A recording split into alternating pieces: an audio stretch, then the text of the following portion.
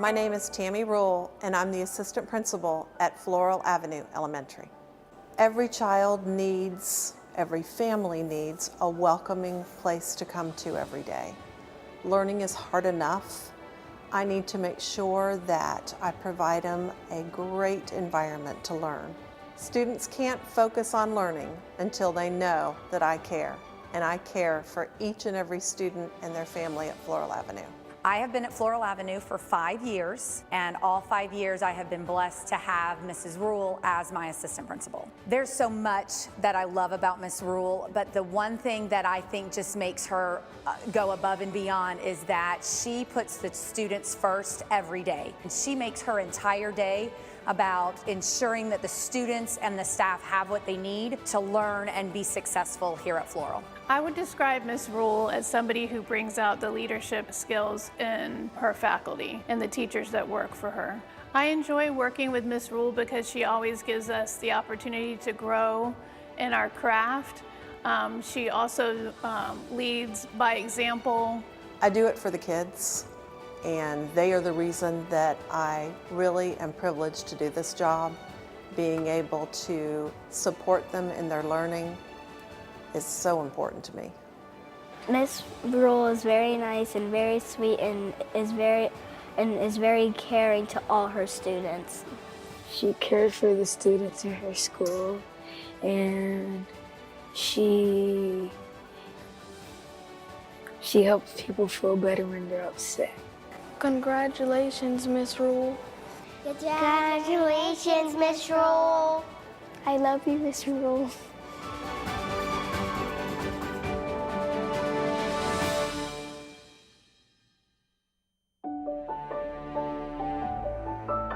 My name is Amy Heiser-Myers. I am the principal of Horizons Elementary here in Davenport, Florida. My number one guiding belief is all children can learn, and we as practitioners and educators, it is our responsibility to provide every student with the opportunity to grow not only academically, but also social emotionally as well. She's a great mentor, and she's very supportive of teachers.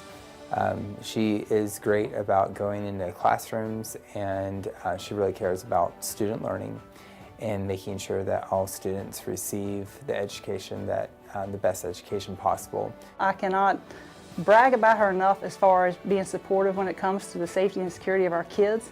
Every idea she listens to, she goes above and beyond helping us on our suggestions. You don't find many people that are willing to go that extra mile, and she has never hesitated to say yes to those things. So it's been wonderful. I feel very strongly, and I have been very open with my battle with breast cancer, and I am happy to say that I'm in the clinical term, what they call remission, but due to powers above, I consider myself healed. I just am very privileged to not only be a survivor, but to be able to share my story and to bring it full circle to how has that made me a better principal. What I like the most about Ms. Heiser-Myers is that she is a very kind leader, and she never quitted even though when she was going through her treatments.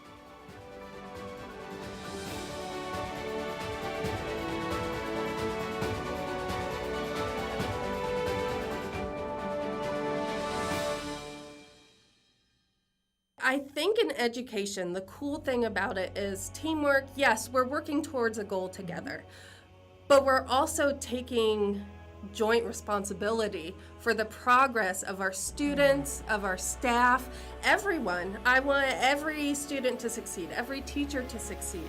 So we work together towards a goal, but we're sharing the responsibility.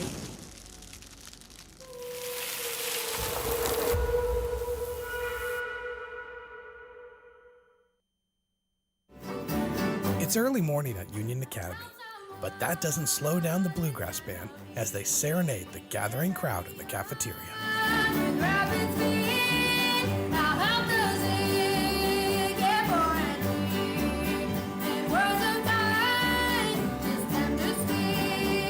They are all here to celebrate this man, J.J. Corbett, one of the first black paratroopers in World War II and longtime teacher, coach, and school board member at Polk County Public Schools.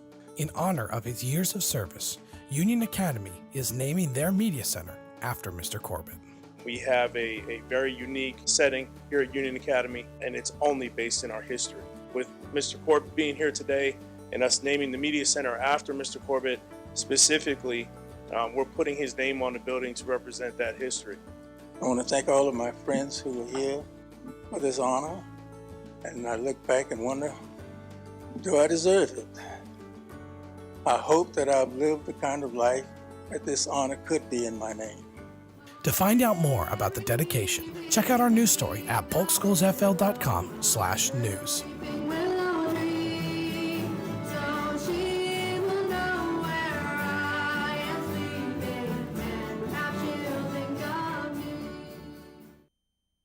With my classrooms, I don't have rules. I have expectations. Right. Rules are made to be broken, and expectations are made to be met. Okay, all and right. so you raise the standard for what you want, and that's I don't talk about it. Well, you broke a rule. No, you haven't met my expectation, and the kids respond to that positively, and the parents respond. So you contact a parent and go, "Hey, Johnny is not meeting my expectations today. He won't stay in his seat. He won't be quiet. He's talking over me. He's bothering the other kids." Those are all things that are expectations, not rules. And the parent is quick to go, "Oh no, oh they'll do it tomorrow." Right. Don't worry. No, Right. Thank you, Mr. Kroon, for letting me know.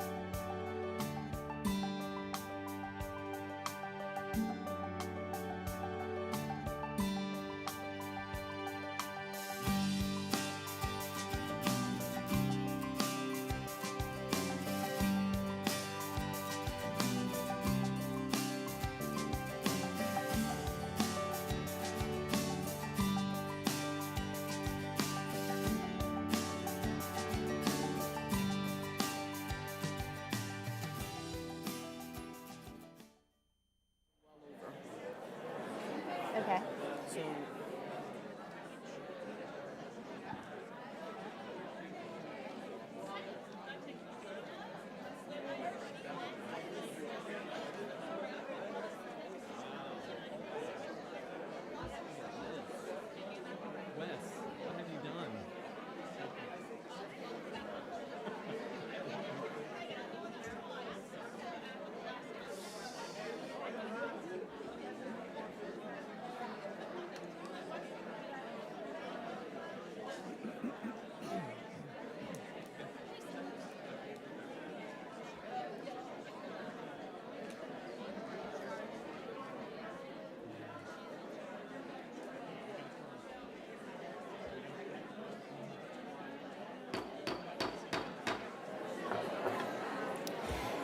If I could ask for Bishop Mincy to come forward to lead us in our invocation.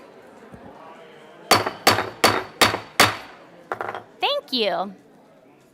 If I could ask for Bishop Mincy to come forward to lead us in our invocation and for the public to stand.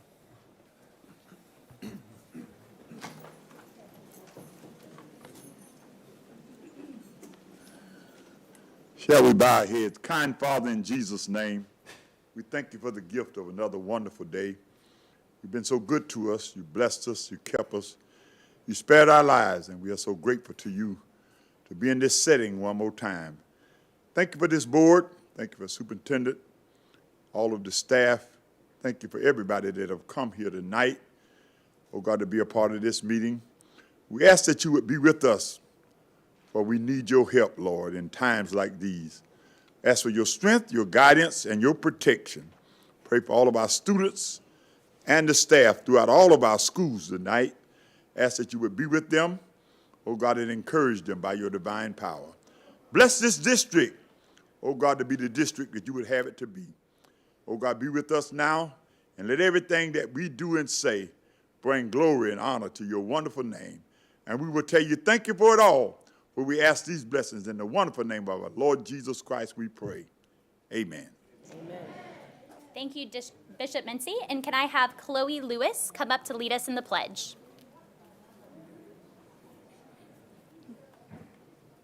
Whenever you're ready.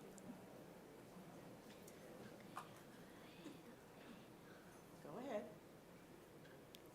I pledge allegiance to the flag of the United States of America and to the republic which it stands, one nation under God, indivisible, with liberty and justice for all.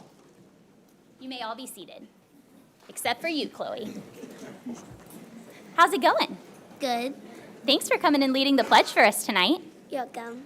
Now, what school do you go to? Davenport School of the Arts. Davenport School of the Arts. So do you do lots of arts there? Yes. What's your favorite? Dance, theater, drawing? Dance. I like dance too. And what grade are you in? First. First grade. And I hear that you enjoy playing with Legos. Do you like building things? Love it. What's your favorite thing you've ever built? My Lego house. Your Lego house? Very cool. So what do you want to be when you grow up? A vet. A vet. So you like animals? What's your favorite animal? Dogs. Dogs, me too. I have a dog named Oliver, and he is just the best. So, but thank you so much for coming to visit with us this evening. Do you have some friends or family here? Yes. Would you like to introduce them to us? Yes. All right, who do you got?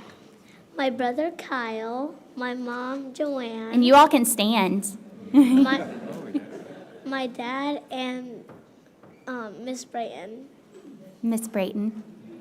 Awesome. Well, thank you all for bringing Chloe all this way. We are thrilled to have you all with us this evening, and thank you. And I cannot wait until I can bring my animals to you one day. So you've got a bright future ahead. Have a great night. You can have a seat.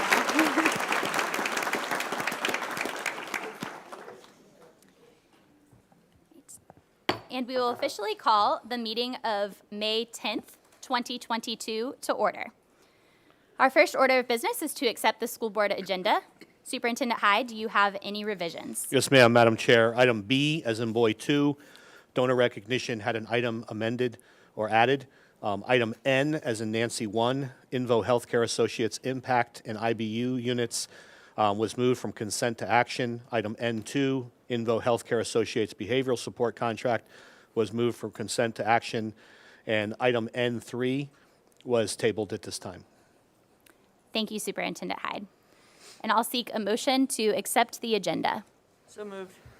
Ms. Fortney and Ms. Fields, any discussion? All those in favor, please signify by saying aye. Aye. Any opposed? And the motion carries. And now we will move on to special recognitions. Superintendent Hyde? Madam Chair, members of the board, members of staff and community, thank you for being here this evening. At this time, I'd like to ask Board Member Lisa Miller to step down for special recognitions.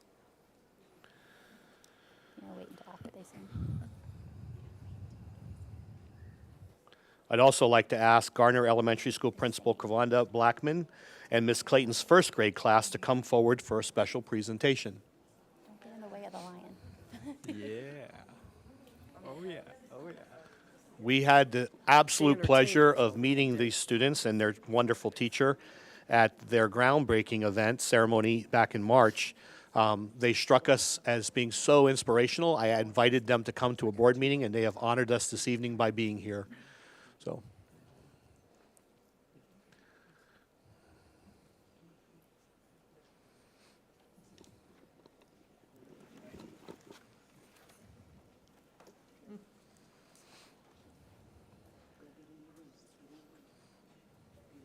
I'll also have you know, Superintendent Hyde, they invited us to go out to pizza with them right after they perform, so the invitation is there. Then you won't mind if I excuse myself to go to pizza.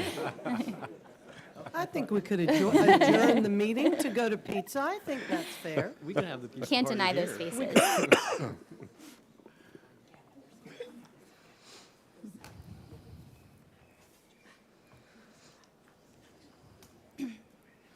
Show them that energy.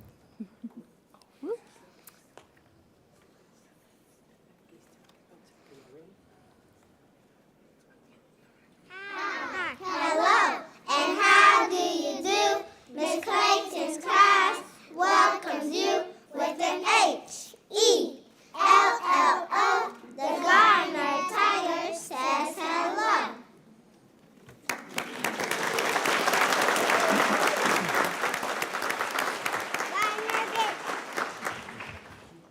Garner Vision Statement. We strive to prepare today's learners for the world of tomorrow through meaningful relationships that inspires, creates lifelong learners in a changing global society.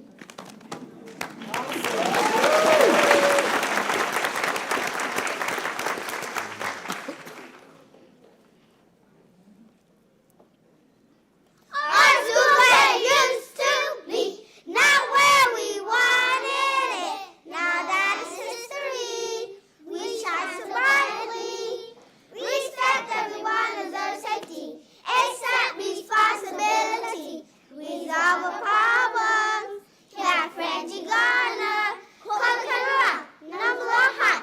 E-learning just made us stop. It kept us home to school up to now. Let us tell you that was love. Now we're back and we're doing fine. This is where we draw the line. We see it all. We see it now.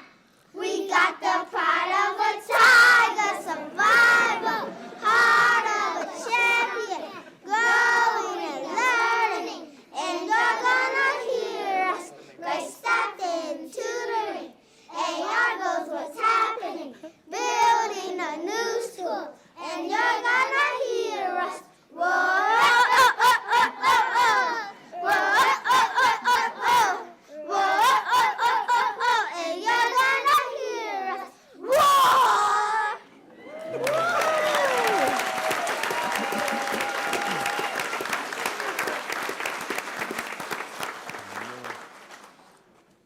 I am somebody. I am smart. I am intelligent. I'm a leader. I'm gonna do great things one day. Just wait and see. Just wait and see. I accomplished something great today. I was here. I learned and I did my best.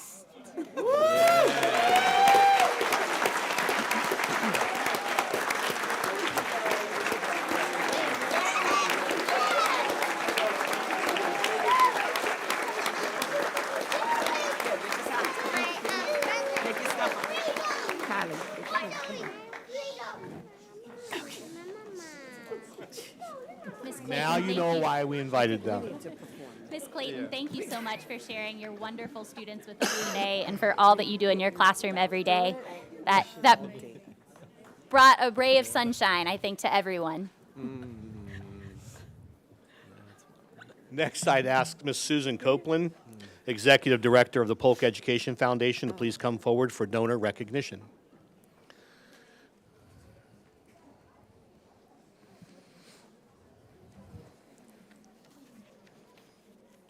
We're all in a good mood now, for sure. I was at Garner yesterday proctoring tests, and they do have great stuff going on there, so I'm glad to see them. Mrs. Miller, you mind helping in just a moment? Thank you. So tonight I'd like to introduce you to Pete Galatgo. Pete is the president and majority owner of CPS Investment Advisors, and he recently helped us with our Clays for Classroom shoot. He also owns the Galatco Ranch, and I'll tell you how that works into all of this in just a moment. First, let me say, though, there are 4 million sporting clays enthusiasts in the nation. I happen to be one of them. He happens to be one. And there are lots in Polk County. So I've been to a lot of charity shoots, and I knew that was something that I really wanted the foundation to do one day if we could, but there are so many of them. And I didn't want to have the same old shoot and maybe not have the best turnout, because it's hard when you start a new event. So That's where Pete came in. One day when I was at the Galotco Ranch at another charity shoot, I overheard someone say about some lights maybe on the range, and I went to Pete with that idea that I'd always had of doing a night shoot. So usually night and shoot, those words really don't go together, but when there's light involved, they can. So Pete not only had some lights, he was adding more lights, and he was so enthusiastic from the very beginning about allowing us to work on this idea of a night shoot. So we went on to think about other ways we could do the shoot and make it different. We didn't want to have just the shooters. We wanted to have guests that were there so they could watch shoots, which is different. We wanted to have firemen come and serve chili, which they agreed to do. They cooked and served for us. We planned for a bonfire, but the wind didn't allow for that. But for our first night sporting clay shoot, we had 27 teams. And I'll tell you that that's a great turnout for a normal shoot, let alone your very first one. So all in all, we had about 130 people that came to the event that night, and many of them had never heard of the Polk Education Foundation until then. So doing this new event allowed us to interact with donors who'd never supported us before. 2 of our top sponsors were brand new, and about 20 of the 27 teams had never been donors to the foundation. So back to Pete. When do you do a shoot? There's a lot of expenses. You have the cost of the course that you use, you have golf carts, and you pay for every clay that is thrown from that machine. Pete took care of all of that for us. We didn't have to pay a thing. Pete also donated ammo for us to sell and us to keep the profits. He also bought a shotgun to be used in the turkey shoot. So no animals are harmed at a turkey shoot, let me say. Ours, we made an apple shoot for education, and we had a worm coming out of it with an eye on a poster, so no worms were hurt either, and they shot the eye of the worm. So again, just trying to do something different. So I know you think that has to be all, but no. Then Pete sent a team from CPS to help us set up. He sent a team that was our scorekeepers, and they helped us tear down that evening. So then in the middle of it all, when I'm already so excited, Pete calls me forward, and he presents us a $10,000 check right there. So that was the cherry on top of it all, besides netting $33,000. First event, free and clear. So really, that's all due to Pete. If he hadn't seen the vision for a night shoot, if he hadn't allowed us to use his property, if he hadn't done all the things that he'd done, including that $10,000, we wouldn't have been able to do that. So we're already ready to do our next one. I have folks that have already signed up and saying to make sure that they have a place next year. So just to tell you a little more about Pete, and I'll wrap up. He's known in our community for being generous. He was Philanthropist of the Year for National Philanthropy Day. I think it was 2 years ago. He was recently recognized at the Lakeland City Commission for being a change maker, and I truly think that's what he is. He's a generous change maker, that's what I would say.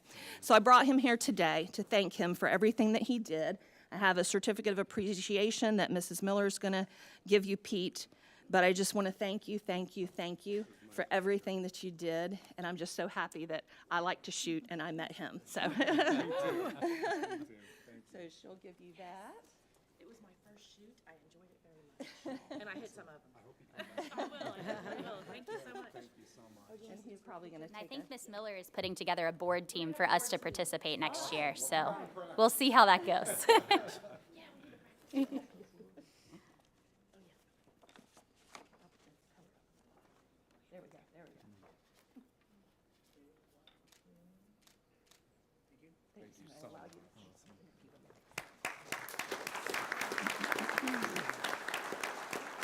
Really, all the recognition should go to Susan. She put in all the work to make this possible. I'm honored and really honored, to be honest with you. Didn't do this for this recognition. I did it to help the kids and to do something I enjoy shooting. So if you haven't done it, you want to do it next time, join up and come out and shoot with us, and we'll have a great time. Thank you so much.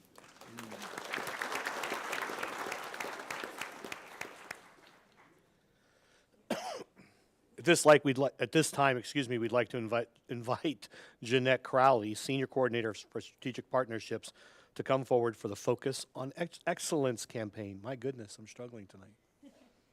Well, good afternoon. I wanted to thank you all for the opportunity to be here. Focus on Excellence. This is the fourth time I've been here this year, but it is a year-long campaign to spotlight the important contributions of Polk County Public School employees. Each quarter, the program will accept nominations for a different group of employees. A committee will select 5 employees per quarter as winners to receive prizes from our generous sponsors, as well as attend a special luncheon. In addition to being recognized at a school board meeting, they will also be highlighted on the district's social media channels, website, and internal and external newsletters. Over the course of the year, we'll recognize and highlight a total of 20 employees. If you remember, our first group of honorees we recognized in September were within our clerical, custodial, maintenance, and warehouse departments. Our second group of honorees which was in December, were within our paraeducator, professional technical, and administrator. And then in March, we recognized our third group, and those positions were within our transportation, school nutrition, and non-classroom teachers. Tonight, we're honoring our teachers, our fourth and final group for the 2021 through 2022 school year. In addition to being recognized, they also will receive a appreciation luncheon next week with district leadership and program sponsors. At the luncheon, each winner will receive a prize package valued at over $600, courtesy of our generous partners. I'd like to thank the following businesses who have partnered with us for the Focus on Excellence campaign this year. Chick-fil-A, they have proudly sponsored 4 appreciation luncheons for us. CP Investment Advisors, Fleet Feet, formerly Fitness Running and Fitness, Hand & Stone Massage and Facial Spa, Fields Insurance and Financial Group, Image Depot Express, Lakeland Magic, Logo Out Loud, Public Supermarkets Inc., Sign Gypsies, which they just put a sign out today, so they just started their partnership with us, and Rhino Smash It Sauce Company. Now I'd like to share a little bit about our winners and what they love most about their job in working for Polk County Public Schools. Our first winner is Robin Day. Come on, Robin. Robin is a kindergarten teacher at Wendell Watson Elementary. And when asked what she loves most about her job in working for Polk County Public Schools, she had a lot to say, but she said she loves many aspects of her job. She loves helping her students grow academically and socially. She enjoys guiding her students to become more proficient readers, mathematicians, and scientists. It's joyful to watch my students problem solve together with kindness and respect. We are silly, laugh a lot, and have fun, all while learning. I am thankful for my students' families and the community support given to our school. I dearly love the camaraderie I have with my teammates, podmates, and staff members at my school. We are all there for each other and help one another back up when we stumble. My Wendell Watson Elementary family, including those who've moved on to new adventures and beyond, have had an important impact on my teaching career. I am thankful for the many times I've been given help, guidance, and grace along the way. I have made many friendships that will last a lifetime. She's truly humbled and grateful for this recognition, and she said, let's keep Polk County Public Schools moving forward. So I want to thank you for all you do for us and want to say congratulations on receiving this recognition. You're welcome. Hello. Thank you, everyone. This is indeed an honor. I'm so excited to be here. I was so surprised, very surprised. So I want to thank Ms. Burgess, my principal at Wendell Watson. We have an amazing school.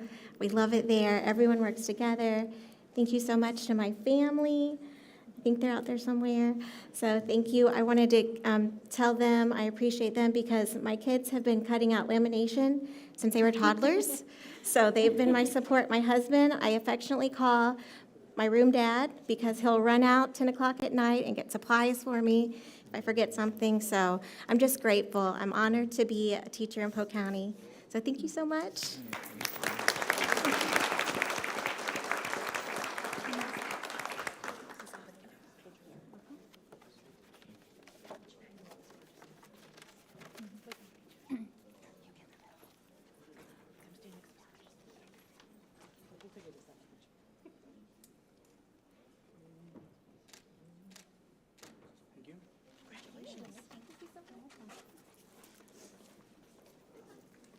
April Johnson, who is an ESE classroom teacher at Lewis Anna Woodbury. She said, working for Polk County Public Schools allows me to make an investment in my community by equipping students with the tools needed to not only be successful in school, but to succeed in life.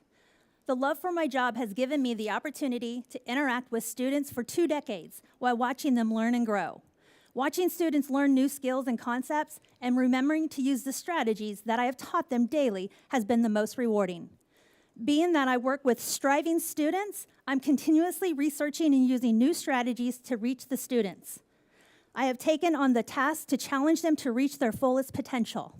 I love that Polk County Public Schools provides the necessary resources for all students to receive a quality education. Congratulations.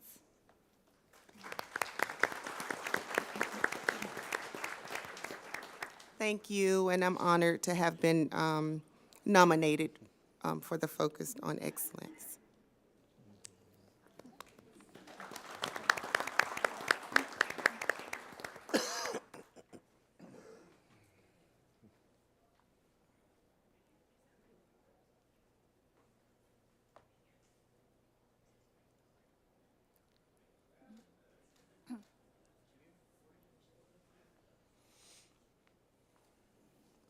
Next, I'd like to have Kyle Carlton, who's an agri-science teacher at George Jenkins Senior High. Come forward, please.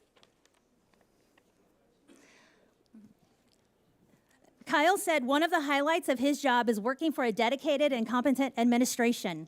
After over 30 years in teaching in Polk County, he still gets excited when his students show enthusiasm when learning new skills or applying knowledge that I play a role in imparting on them. What really gives me satisfaction is when I run into former students in the community and they speak fondly of their time in my class. Many of these former students are making a living using some of the same skills that they first learned in their agriculture classes. These skills cover the spectrum from forestry, equipment operation, mechanics, welding, electrical, plumbing, landscaping, horticulture, construction, and even several have become agriculture teachers. Thank you so much, and congratulations.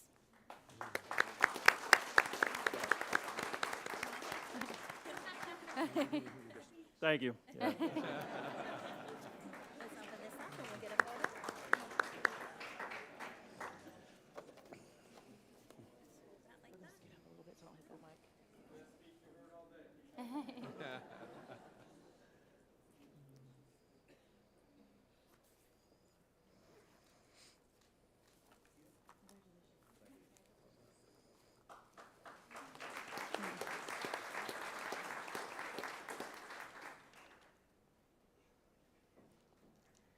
Next, I'd like to have Candace Chappelle George, who is a kindergarten teacher at Highlands Grove Elementary.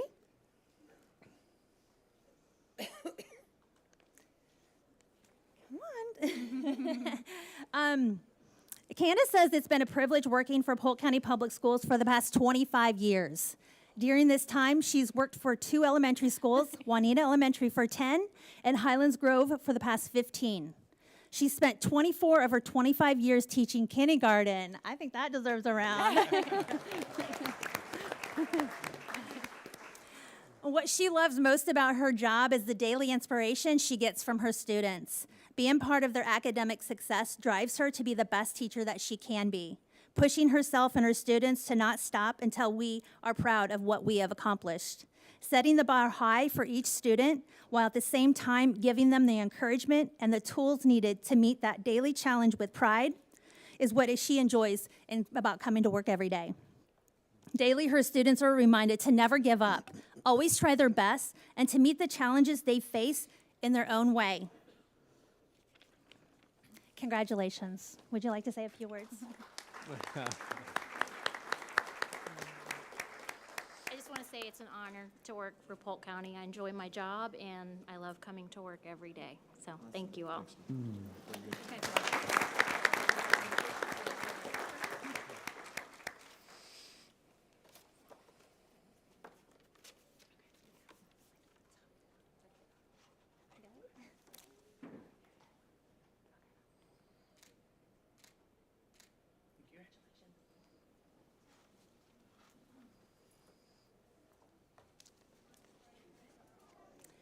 And next, we have Tanya Clayton, who's a first grade teacher at Fred G. Garner Elementary, who you just saw up here with all her students.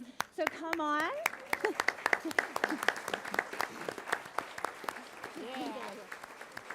I told her to bring her students, to have them come up here too. So what Ms. Clayton said, she said, I am a teacher. I've been trusted with some of the most valuable human beings on this planet.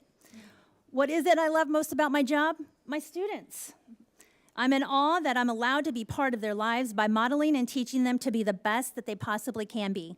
I truly wake up every morning excited to go to work to see what the day will hold. I take my job, which is my passion, very seriously. The joy I receive from my students' faces lighting up upon walking in my classroom lets me know I'm doing something right. I'm their hero, confidant, educator, role model, and miracle worker. I matter to them just as much as they matter to me. They become a part of me that I can't describe in the simple words of a teacher-student relationship. It's up to me to give them hope and to fuel their curiosity, setting the stage for their love for learning while they strive to become the leaders of tomorrow. To achieve that, I must be the leader of today by teaching. I am a teacher, and that is the best job I can hold for Polk County Public Schools. Congratulations.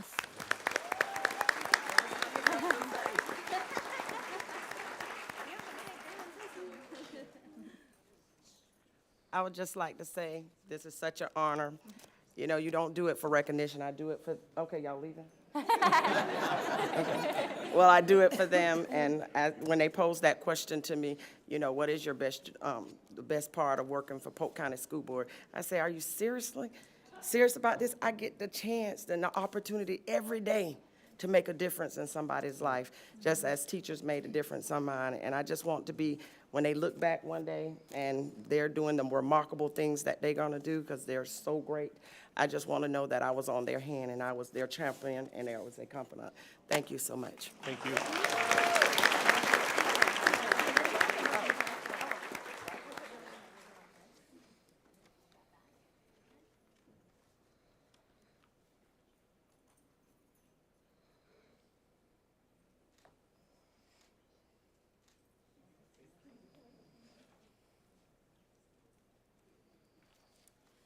In closing, I just want to say congratulations again to each of our winners, and I hope they enjoy the spotlight because they certainly deserve it, and we enjoy putting the focus on them.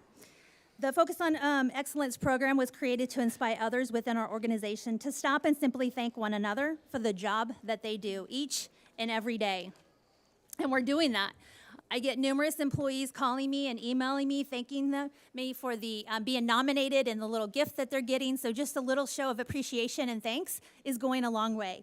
It's truly been motivating for me to see their love for Polk County Public Schools. I look forward to kicking off this campaign for the 2022 through 2023 school year.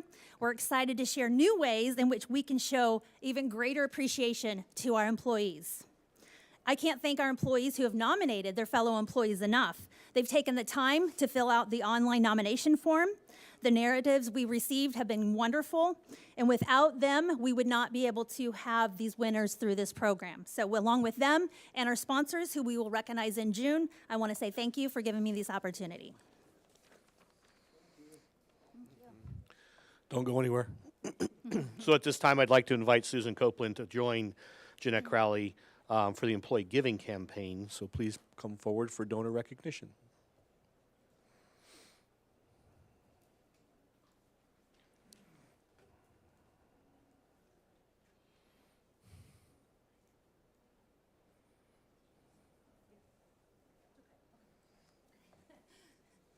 Okay.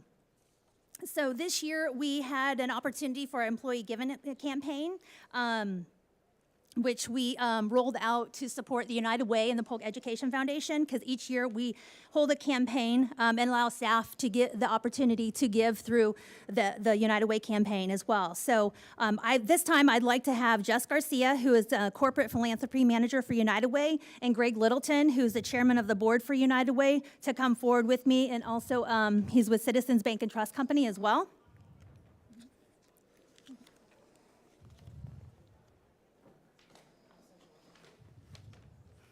They're going to help me go through the results and recognize our winners for this year.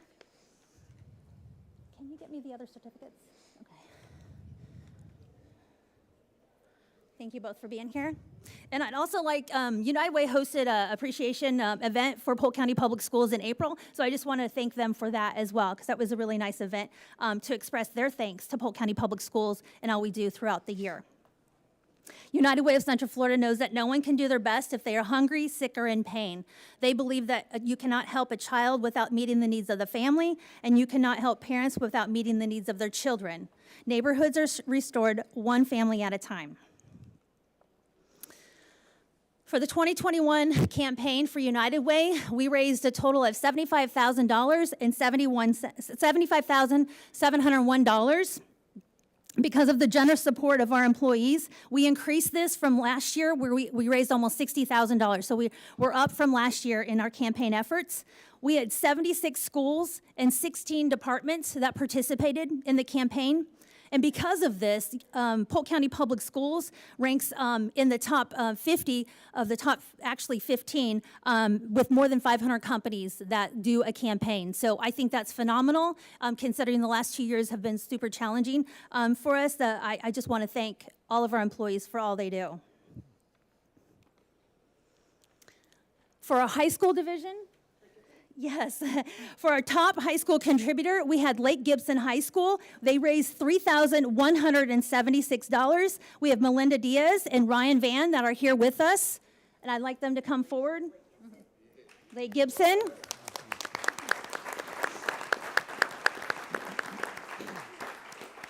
I know Mr. Van, it's very competitive for our high school area, and so he really loves leading the charge for this. So he has raised, like I said, over $3,000. So I'd like to give him an opportunity if he'd like to say a few words.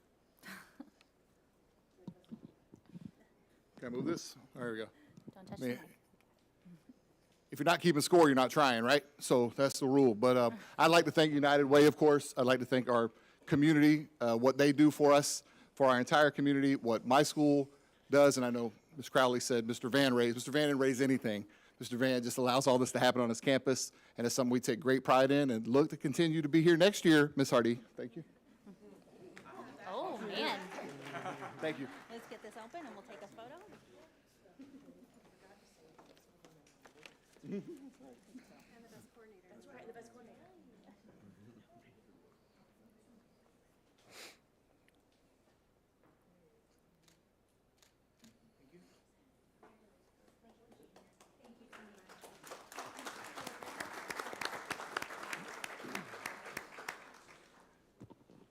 Our top high school contributor is Kathleen Middle School with $1,680.28. We have Bucky Day, who is here representing. Would you like to say a few words? Okay. So I definitely would like to thank all the partners from United Way. You're a great partner with Polk County Public Schools, but especially with Kathleen Middle. We are a Title I school. Your services that you provide definitely touch our students on a one-on-one basis every day. And without those, many of our students would be in need and want. So definitely from the bottom of our hearts, thank you so much.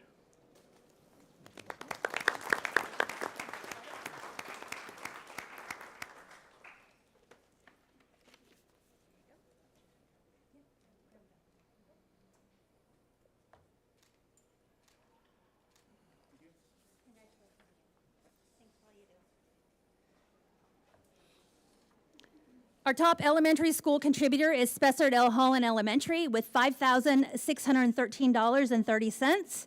We have Ms. Melody Butler here. And not only did they win the top contributor for Polk County Public Schools in the elementary level, but they are the highest contributor overall of any school or department. So I want to say congratulations again. I think this is your third or fourth year in a row. But come on, would you like to say a few words? Thank you, Jeanette and school board members. United Way, thank you for what you do for the community of Polk County. You're near and dear to the community at Spessard Holland, and that's evident with being here again this year, but we owe tremendous thanks to what you do for our children, others in Polk. Thank you.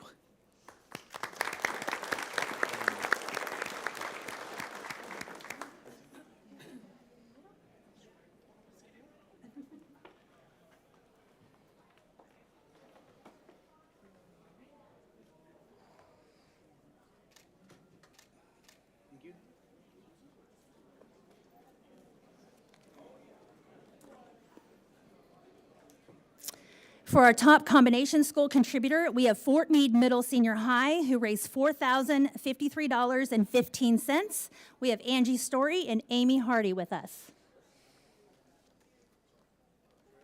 Hello. We would like to thank United Way. We love partnering with them for this endeavor. You know, and United Way is near and dear to our hearts at Fort Meade. We have such an economic disadvantaged population, and so we want to give right back to our students' families. So I would like to commend our staff and students for all the fun that we had in all our United Way projects. Miss Story was my rock star campaign manager, so I'm super excited about everything that she's done. I understand Mr. Van was in here earlier, and the challenge gauntlet has been made. So it is on with Mr. Van and I for next year. So just a friendly competition. But again, we always love partnering with the United Way. Thank you.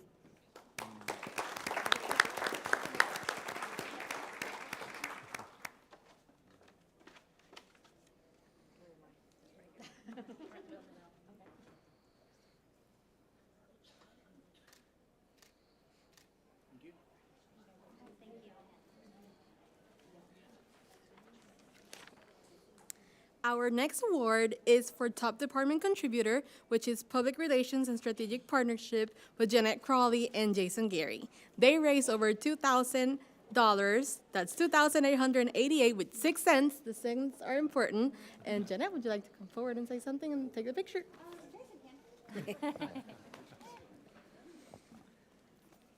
I just want to thank Jeanette. She was the one that really took lead on this. I don't think if you weren't aware, she actually had a really creative way that she raised funds this past season, and it was through actually auctioning off her hair. She's very proud of her hair, and she actually cut off how much was it? 11 inches of her hair. So that shows that she will go to any lengths, even the lengths of her hair, for the United Way and for our community. So thank you very much.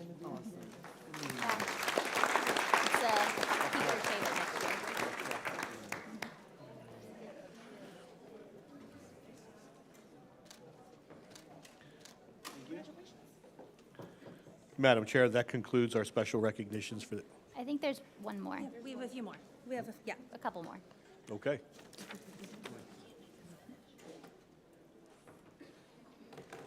We added a few more recognitions to Yes, we did. increase some opportunity and try to get everybody engaged. And so our next one is the highest contribution percentage increase. Our federal programs Title I office had 812% increase, and that was from last year to this year's campaign. So I just want to commend them for the job well done that you did and say congratulations, because I know you have a small team, but you're mighty, and I know you're already thinking of ways in which you can increase that and stay in that lead. So I want to give you the opportunity to come forward, Allie, if you'd like to say a few words. Thank you, Board, for having us here tonight. Title I Federal Programs is excited to accept this award. We serve our most impoverished schools, and we know that United Way serves them in such a way that we can't sometimes, or in conjunction with the funds that we do have. So we are honored to be here, and we appreciate all that Jeanette does and her team to help support United Way. So thank you. Thank you.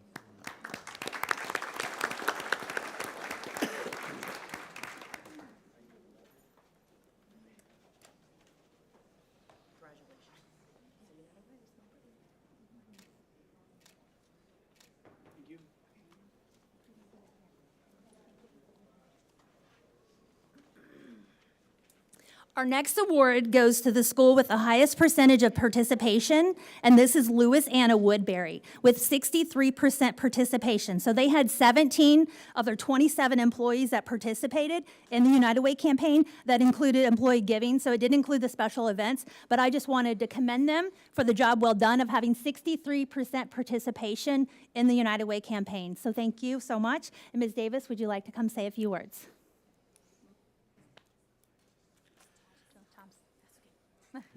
I apologize, Julie Thomas, I'm sorry. I just would like to say thank you on behalf of Fort Meade. We are so thankful to have the United Way in our community. We are a very small town, We are able to refer a lot of our parents to the 211 resource service number that they give us. They also provide us with wonderful reading pals, and they help out our local Help of Fort Meade store in downtown. So thank you very much. We appreciate the United Way.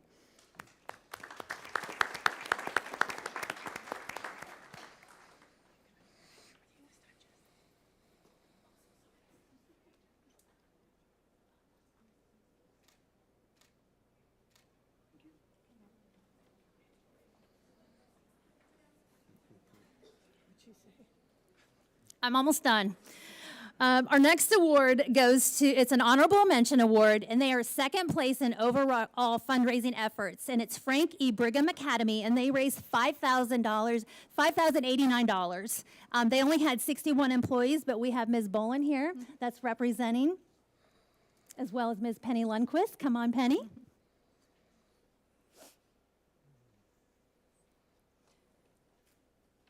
Thank you very much. I guess I couldn't hear the whole thing, so I didn't know I was supposed to talk. I guess when you have an organization that does stuff that is so wonderful for children in Polk County, it just makes it easy to give, and I think our staff is very behind that. So I'm fortunate to have such a great staff, and we're honored to have this award, and I think the whole staff's excited about that. I'm gonna have you both stay here. So we also wanted to give, we have a Philanthropist of the Year award. So Ms. Penny Lundquist from Frankie Brigham Academy received this. This is the first year we've done this award, but she has over 11 years of partnership with United Way. She's been a consistent giver. She started out as a Young Leaders Society giver and made her way up to Leadership Giving Association. So she is an advocate, she's a supporter, and she is greatly appreciated by us. So I wanted to recognize her for her award that she received for Philanthropist of the Year, Ms. Penny Lundquist from Frank E. Brigham Academy.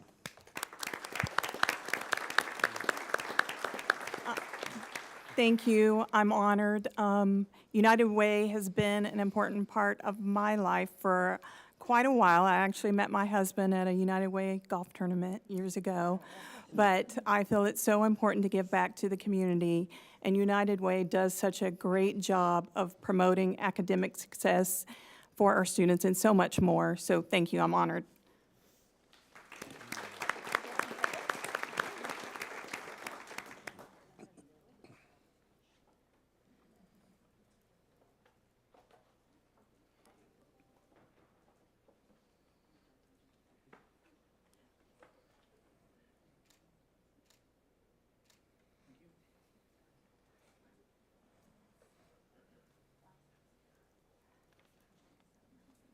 Jeanette, do you have the clicker?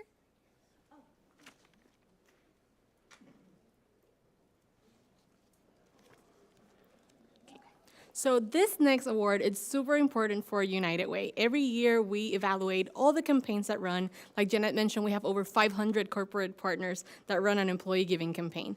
And we always like to select those special ones. And this year we selected Jeanette Crowley as our Employee Coordinator of the Year. So between those 500 corporate accounts, she won Employee Coordinator of the Year for running an exceptional campaign. So she is a district campaign coordinator. She has been for the past 7 years. Like Jason mentioned, she had this amazing fundraiser where she cut 11 inches of her hair, raising over $2,000 with this. And also, she's part of the highest department contributor. It is because of Jeanette and employee coordinators like her that we're able to improve lives and strengthen the community. And Jeanette, we just wanted to say thank you for that. We recognized her at our event in the last month, but we also wanted to share that today.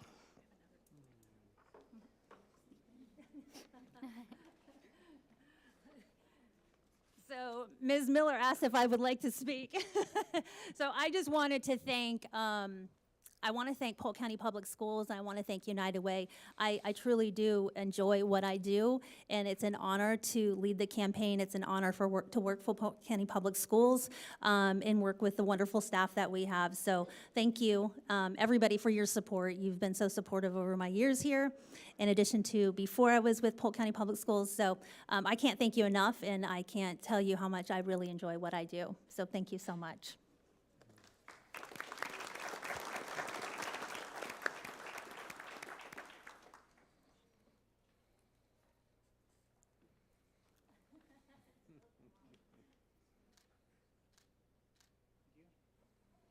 All right, so very quickly, I have some notes, but I'm just going to go off the cuff and make it quick.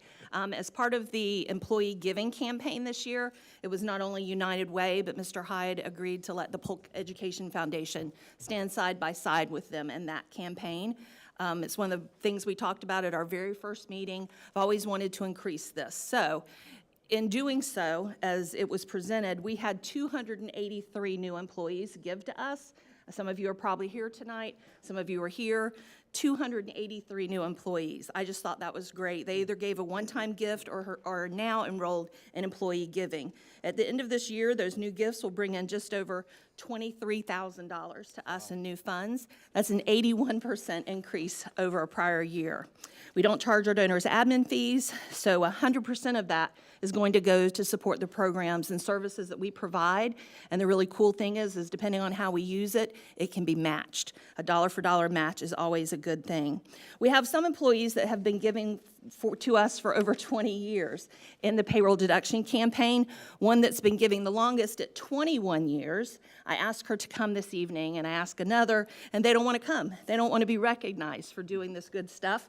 They do it because it feels good to them. She said, I want to remain out of the limelight. I was literally raised by so many teachers and staff employees that have gone on to their just reward. I wish I could give more in honor of them and the great teachers we have. So that would have been my guess, but she didn't want to make it. So I understand just doing things because it's the goodness of your heart, and I appreciate that. So some numbers to wrap up. We have 32 employees that have been giving through monthly payroll deduction for the last 20 years. The school with the most employees who give is Valley View. The largest amount an employee now gives is $2,400 a year. The next is $1,800. Some give as little as $1 a month, and that's great. It all helps. It all adds up. 22 elementary schools, 5 middle schools, 8 high schools, and 20 departments in our district office now make up our giving pool. And with his permission, I will tell you that Mr. Hyde is the first superintendent we've ever had sign up for our payroll deduction campaign. So I'm going to turn. Yay. He didn't really want me to say anything, I'm sure, but it makes a good presentation. So I'm just going to turn to everyone in the audience and to the school board members and everyone out in TV land and say thank you to our employees. They help make the Polk Education Foundation what it is, so we appreciate it. Thank you all.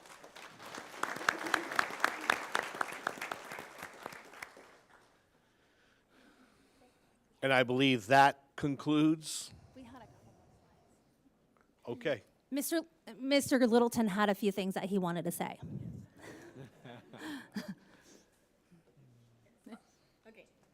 It's my job to close the meeting.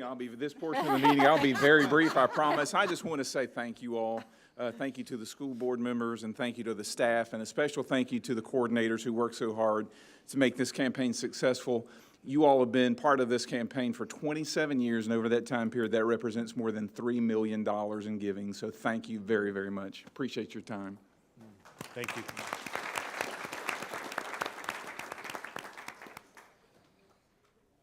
At this point, I don't dare say anything. Jeanette, are we good? Well, since you asked, no, yes, we're good. Thank you. I appreciate it. Thank you. Amazing job tonight. Appreciate it. This concludes our special recognitions for this evening, Madam Chair. Thank you. And next on our agenda will be public comment.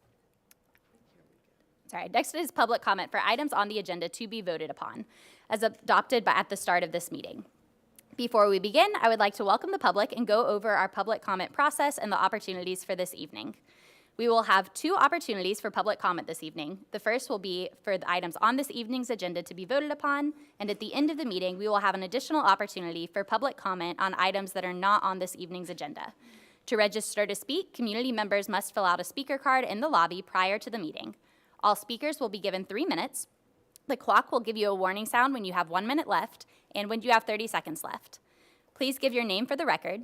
All comments should be directed to myself as the board chair. And as a reminder, public comments are an opportunity for us to hear your thoughts and comments. This is not a question and answer session. However, if you are seeking additional information, I encourage you to contact any of us or the superintendent's office outside of board meetings, and we would be happy to have deeper conversations. Before we begin, I have asked my new friend Deputy Knox to help me point out where the on deck area will be. If you are on deck, that means you are the next speaker in line, And we have a beautiful red box that our PR department outlined for you. So if we could give Deputy Knox a round of applause for demonstrating the on deck box.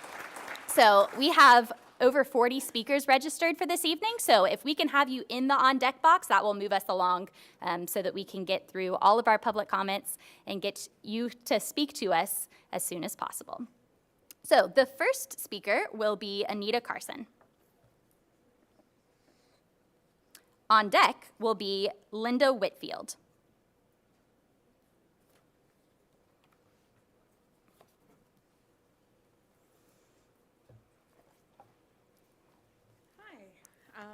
Good evening. My name is Anita Carson, and I hope you're not sick of my face yet. I know I come here a lot. I know most of the people that are here about the book ban and things that are happening with that. However, I would really like to talk about our staffing shortages. I enjoyed listening to part of the work session today where we talked about redoing some of the staffing and having more support for our students. I am worried that right now in the state of Florida, we have 4,500 instructional openings, and the Department of Education is looking at 9,000 by the end of August. We are hemorrhaging and bleeding out people. As Mr. Hyde said earlier at the work session, it is not just pay. Pay is one part of it, but it is a workload. And as we lose one person, somebody else has to pick up that load, and we are exhausted. So I appreciate that there's a lot of community members here. I am very much hoping that we can get community support behind getting more funding for our people so that we can keep people here, so that we can reduce our workloads, but so that we can serve our kids. And then the other piece is making sure that we are advocating for people to be involved in positive ways. Right now we have a lot of things that are creating chaos in our schools, in our school board meetings, and instead of focusing on getting bodies into classrooms that are highly qualified, we are focusing on other issues. And without people in our classrooms, our kids don't get what they need. Without new social workers, without new school counselors, our kids don't get the support they need. So I hope that community-wide we can focus on those issues more so than the distractions that are happening right now. So that's all I had. Thank you. Thank you, Ms. Carson. And, Linda Whitfield. And on deck will be Sean Fernandez. Good evening. My name is Linda Whitfield, and I'm the nurse at McLaughlin Middle School. In 13 days, I'll be the ex-nurse. I'll be retiring. I'm standing to say this is my third time hearing of an expansion at McLaughlin. 2019 would have been my grandson's senior year. I was so excited when they talked about it the first year. I was excited, first of all, because I was going to be there for the first incoming ninth grader. I was more excited because my grandson would have graduated.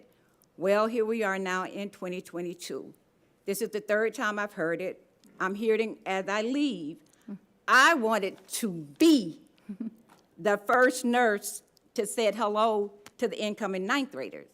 I won't be the first nurse, but I hope after the agenda item, I'll be the first nurse to hear that McLaughlin has expanded. I am so, so excited. I want to be super excited, so excited that if I could do a cartwheel, I would at the end of the meeting, but I can't. But once again, McLaughlin is a great place. I'm not leaving because I want to. I'm leaving because age in the body says it's time. So please, please, please, I'm asking everybody that has a voting voice to please say yes to McLaughlin. Our babies deserve it. And I'm getting emotional.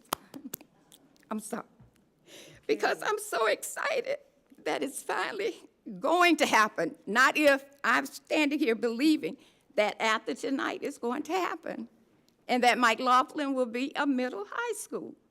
And I'll still be a part of that Mike family as we're known. I'll be a Phoenix or whatever you all decide to make it.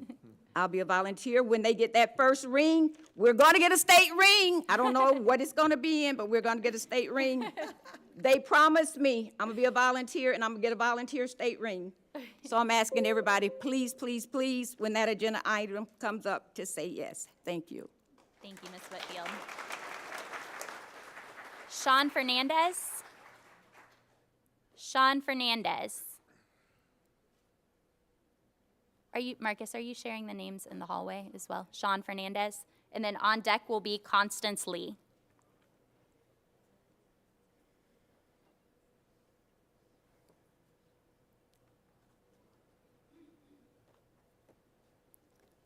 Miss Hudson.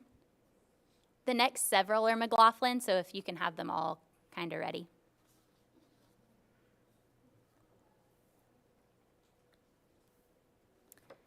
Right, Sean Fernandez, and then on deck is Constance Lee. Sean and She's with what's me. your name? She's Sarah. Okay, can you say your name for the record when we I'm get Sarah there? Medina. Okay, thank you, and you can begin when you're ready. Hello, I'm Sean Fernandez, the McLaughlin Student Body President. My peers and I have seen the newspaper articles about McLaughlin transitioning to a high school. I speak for all students when I say that McLaughlin turning into a high school will bring so many new opportunities for students of various backgrounds and interests. McLaughlin is uniquely positioned to meet the needs of the Lake Wells community.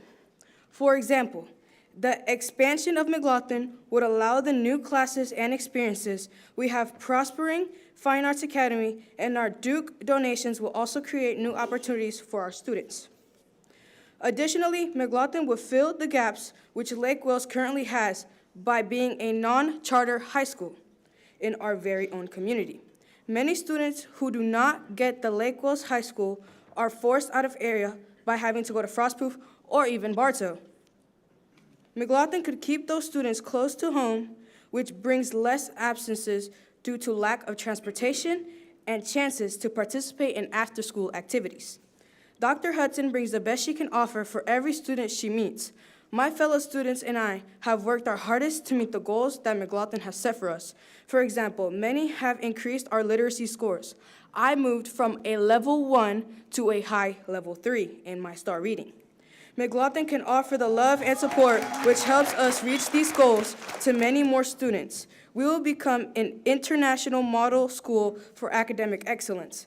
McLaughlin supports Superintendent Hyde's vision of more K-8 and 6-12 schools. As T-Pain is common sense, or whatever he said in the Revolutionary War. Changing from school to school, but embrace the culture and instruction. Our bond is unbreakable. Allow us the chance to build upon it. My fellow Phoenix, Sarah Medina, is by my side and offering you letters in her support of McLaughlin transitioning into a 6-12. Join us in making our dream a reality, and in exchange, as a student body president, I pledge that we will have 100%, I said it, 100% high school graduation rate for the current 8th graders that are given the chance to stay at McLaughlin. We will set the standard and expectation for generations to come. We will also committed to taking care of building and ground expansions that may result from your decisions. We will take ownership by not littering or damaging any enhancements made to our campus. This will save the district money so you can continue to fulfill your mission of putting students first. I strongly encourage you to take my word, Sarah's letter, into consideration. Ignited by fire, we rise higher. Thank you. Thank you.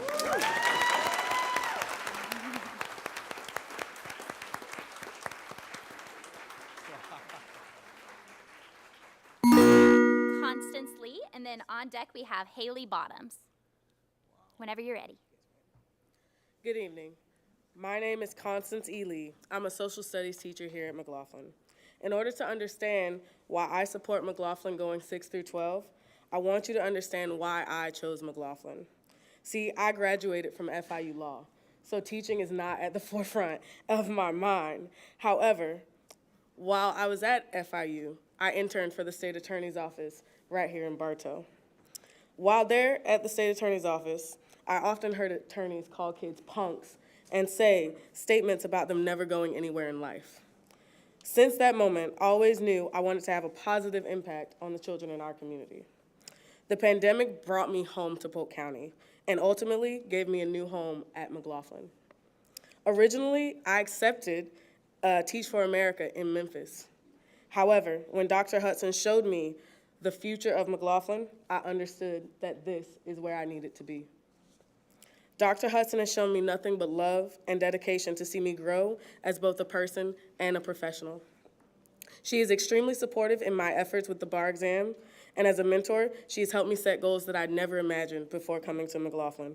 For example, I now hope to one day fill the shoes that Mr. Bridges holds.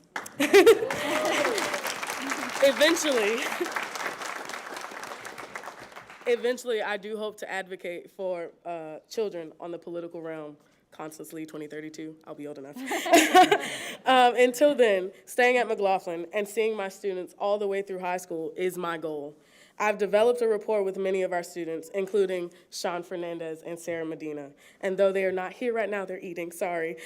We have students from the SGA, AVID, art, dance, soccer, track, and even football who are here to represent McLaughlin. Some of them want to be psychiatrists, some of them defense attorneys, musicians, artists, and athletes of various forms. And though I'm not quite an athlete, I hope to help them in any way as they endeavor to learn something new every day. I chose McLaughlin because I see the vision. I chose McLaughlin because of our community. I chose McLaughlin because I'm growing and getting the right push to meet my personal and professional goals. Now it is your chance to choose McLaughlin. Choose the students who came out to support us even though they could be home.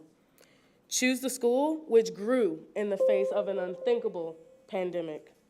Choose McLaughlin, 6 through 12. Thank you.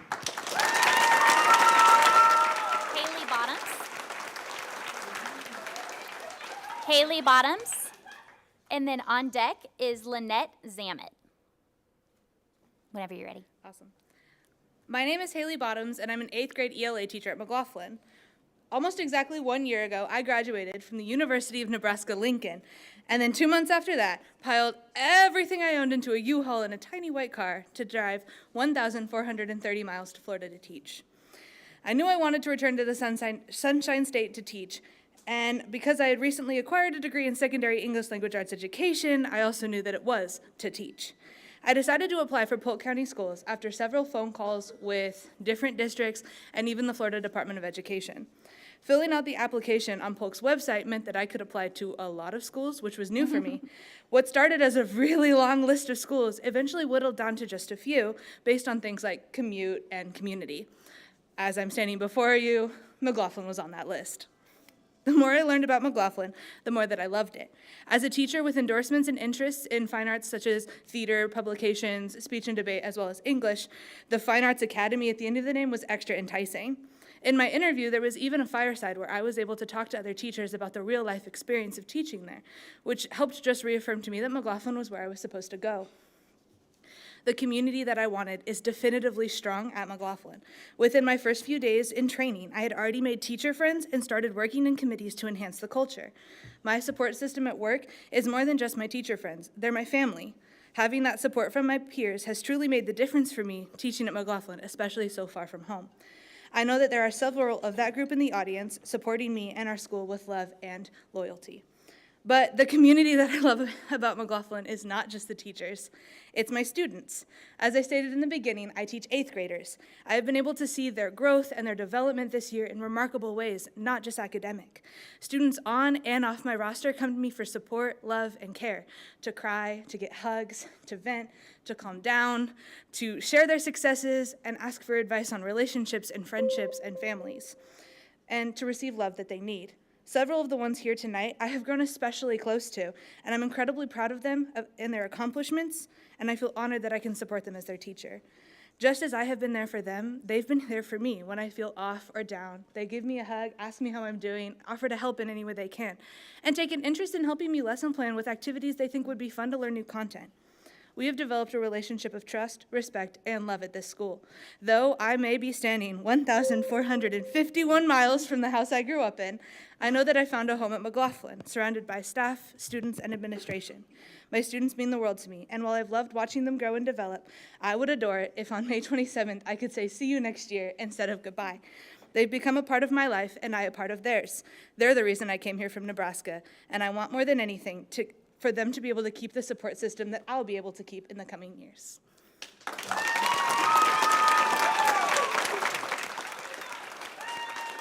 Lynette Zamet. And on deck, we have Glenn Jones. Hi, my name is Lynette. My son is Josiah, and I don't even know why. I don't have anything to say. I didn't even plan to be here. I'm a mom. I just got home and I was like, okay, I gotta be here. And I wanted to tell all of you that the kids and the students, and I call them kids, and I call them students, and I call the teachers, we know when my son got up last time and he said that they were family. You know, I know he talked, if you know what VeggieTales is Bumblyberg. Well, Bumblyberg is a big family to him. And, you know, our teachers and our family, they're a part of what make us into who we are. And, you know, we talk about how we want to make a difference in the kids' lives, us as parents, us as teachers. But, you know, they change us. Josiah makes me want to be a better mom, a better respiratory therapist. And there are so many students that go home and they have the most horrible life, but to see teachers come across and pay for them to get to school on time so they can be there for testing, nobody had to tell her to do that. Nobody had to tell Dr. Hudson that, well, we need to do this. She just says, I need this, and we give her what she needs. And you know, when we are a family like that together and you look at it as such, it makes a difference in the life of the child that watches you do that. My husband and I have had so many children along the time that we've been together, or the short even time that we have been able to help them and be there and be their parent when nobody else wanted to be their parent, and their parents were not even taught how to be. I mean, let's just face it, you know, just because we're parents doesn't mean we know what we should do tomorrow when something is faced in our direction. And when we have the opportunity to grow and make relationships, and doing that over 6 years as opposed to 3 is so much more valuable than just saying, hey, you're here for a few years and you're gone. Whereas now, if we can have a school that is there from 6 to 12, I have seen my son go and be in a classroom with one teacher for 6 years, and the most valuable relationships that were built on just being there with one another, having those bad days together, having Josiah screaming and crying and saying, no, Jojo, it's okay. Building that in the 5 years, I seen him do it in an ESD classroom. My son's class was the first class to be an ASD. And if I can see it make a difference in 5 years, think about what a teenage years can do for those kids and for the teachers. Thank you. Thank you. Glenn Jones, and then on deck we have Tyrone Henderson. Hello, my name is Glenn Jones. I'm the owner and CEO of Insure Financial Group in the beautiful city of Lakeland, Florida, and we are now also a farmers insurance agency.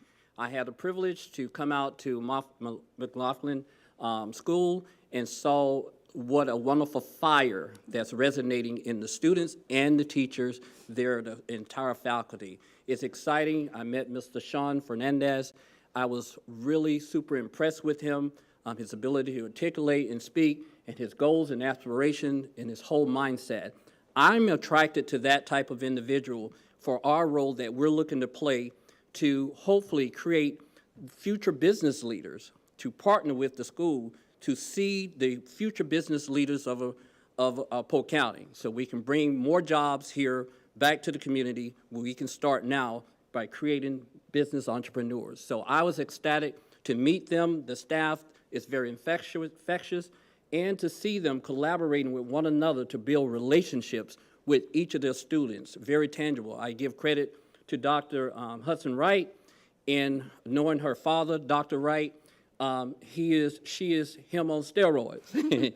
He knew students personally and tangibly, and her vision, her fire, to implant that in students, to get them to speak and present. You've heard Sean speak here. He's totally professional at such a young age. I wish I had it like that when I was his age. So our goal is to partner with the school to support them, to mentor, to help steer students who may in the future take ownership, to create businesses in the community to help improve our wealth and well-being. And supporting schools like this here in areas such as Lake Wells is truly one of the best things going to have them to become a middle school or senior high school to provide their services. So I'm ecstatic to be here, and I thank you for the opportunity of speaking here. There's a bright fire that's rising at McLaughlin. Thank you. Thank you. Tyrone Henderson. Tyrone Henderson. And then on deck will be Drexcitel Robinson from Dundee is on deck.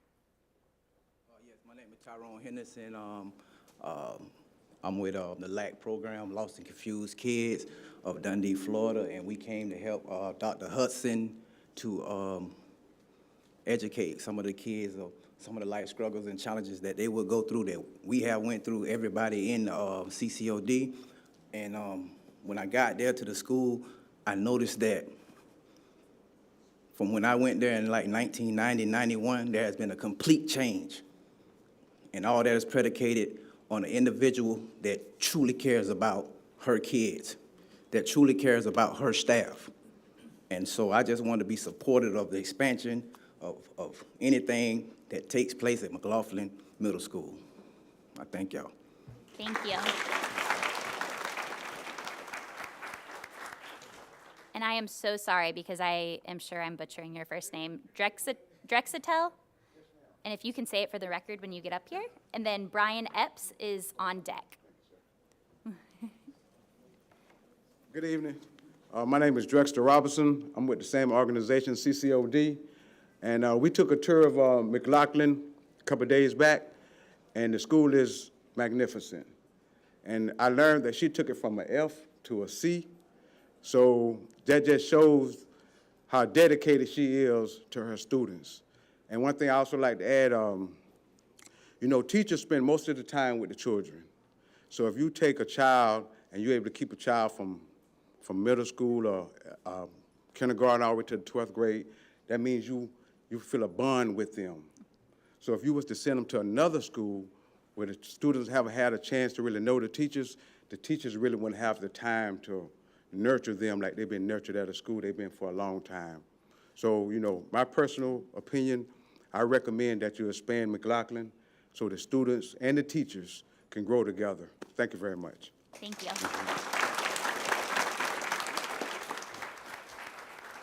Brian Epps, and on deck is Terry Christian.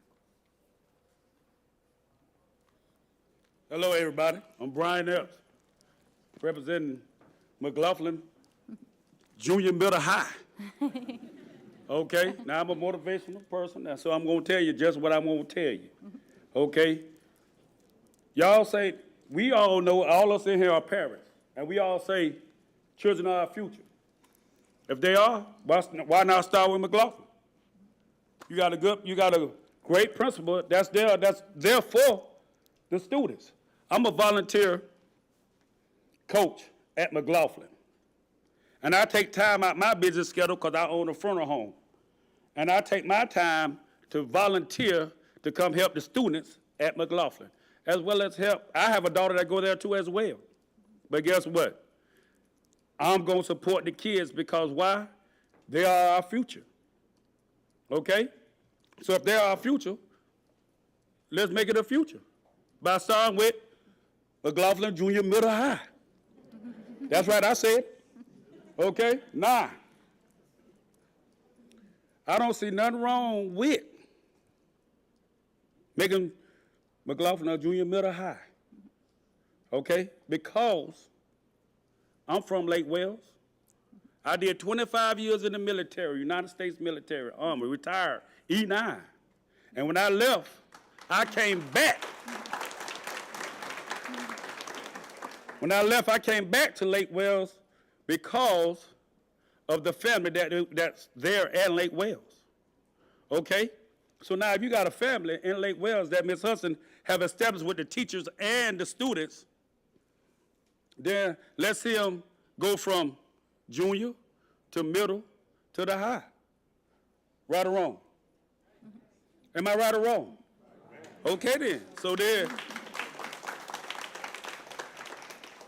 By me saying that, ain't nothing else to say. All right. Ain't nothing else to say. Am I right or wrong? I say again, am I right or wrong? Okay then. Now you see the support that Ms. Hudson has, that Dr. Hudson has brought to the school board, because everybody supporting her, everybody behind us.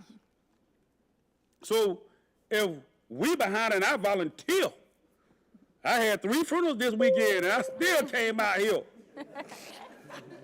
So guess what? Y'all better make it right. Thank you, Mr. X.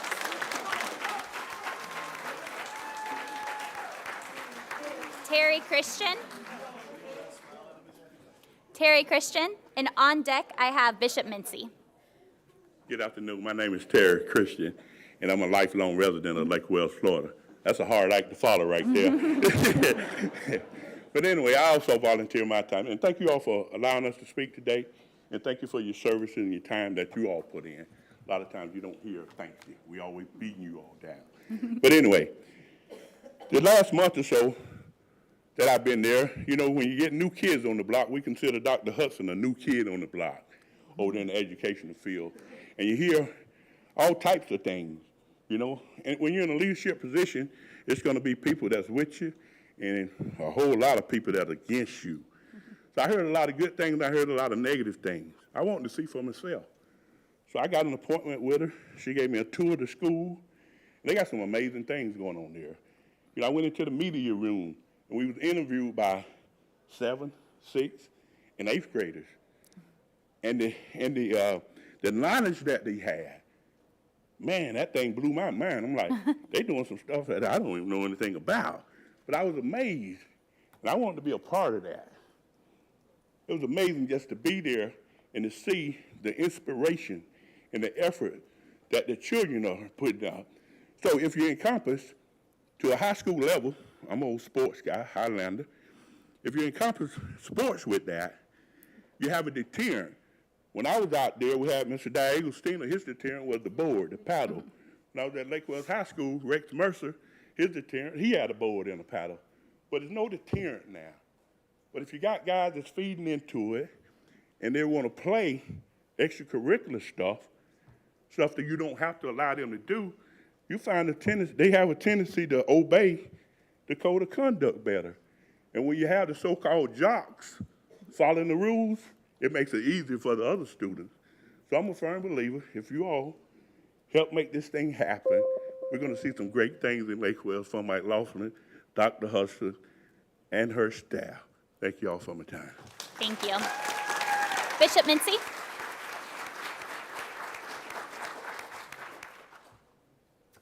Laughlin is in the house. All right. There shouldn't be no question tonight about what you all gonna do. Shouldn't be no question. Y'all have heard the story, and the story is true. I've been there. I would like to ask of all you board members that have not been to McLaughlin, I don't talk about what happened 10 years ago. You need to go tomorrow.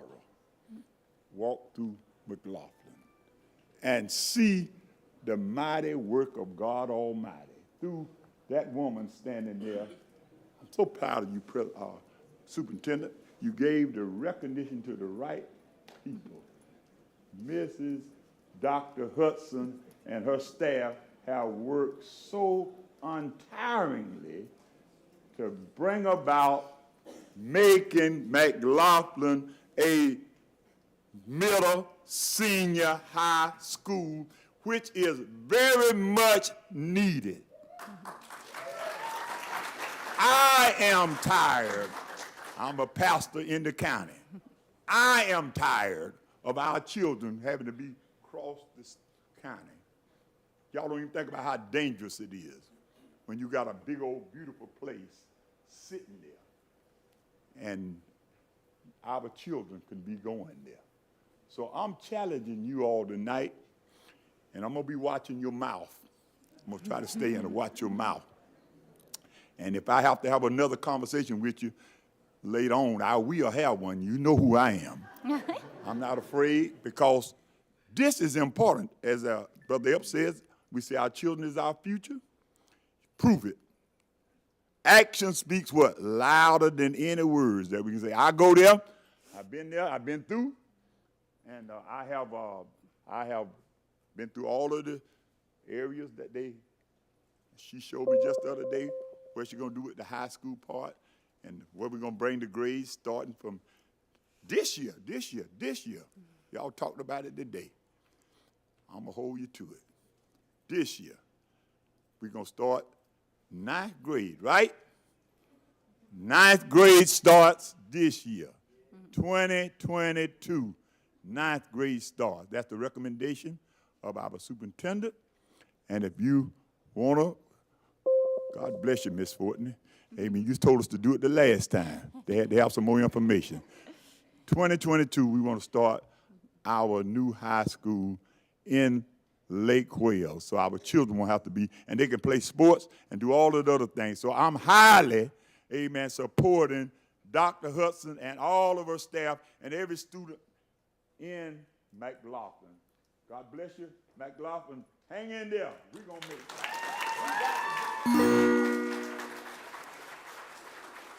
And that concludes our public comment on agenda items.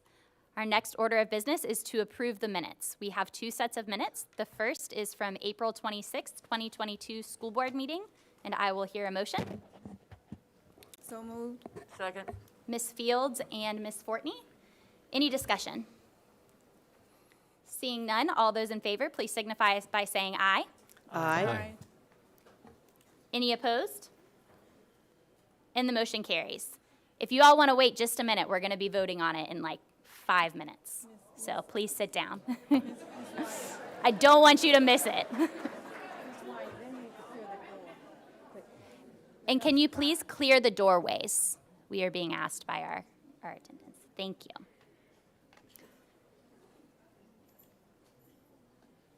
And the motion carries. Next on the agenda is the set of minutes from April 26, 2022 work session. I'll hear a motion. So moved. Second. Ms. Fields and Dr. Allen. Any discussion? All those in favor, please signify by saying aye. Aye. Any opposed? And the motion carries. Next on our agenda will be approval of the consent agenda.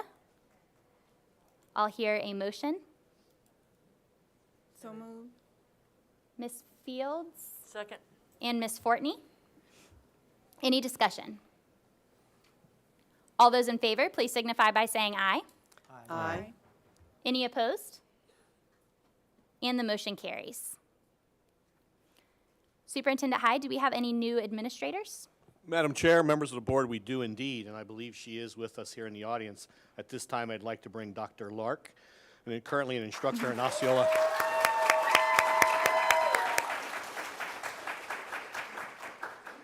Should just dedicated this evening to McLaughlin, from Osceola County Public Schools, who is now a new hire with Polk County Public Schools. She will be serving as the assistant principal at McLaughlin Middle School and Fine Arts Academy. Please come to the microphone. Thank you, Superintendent, board members. I am honored.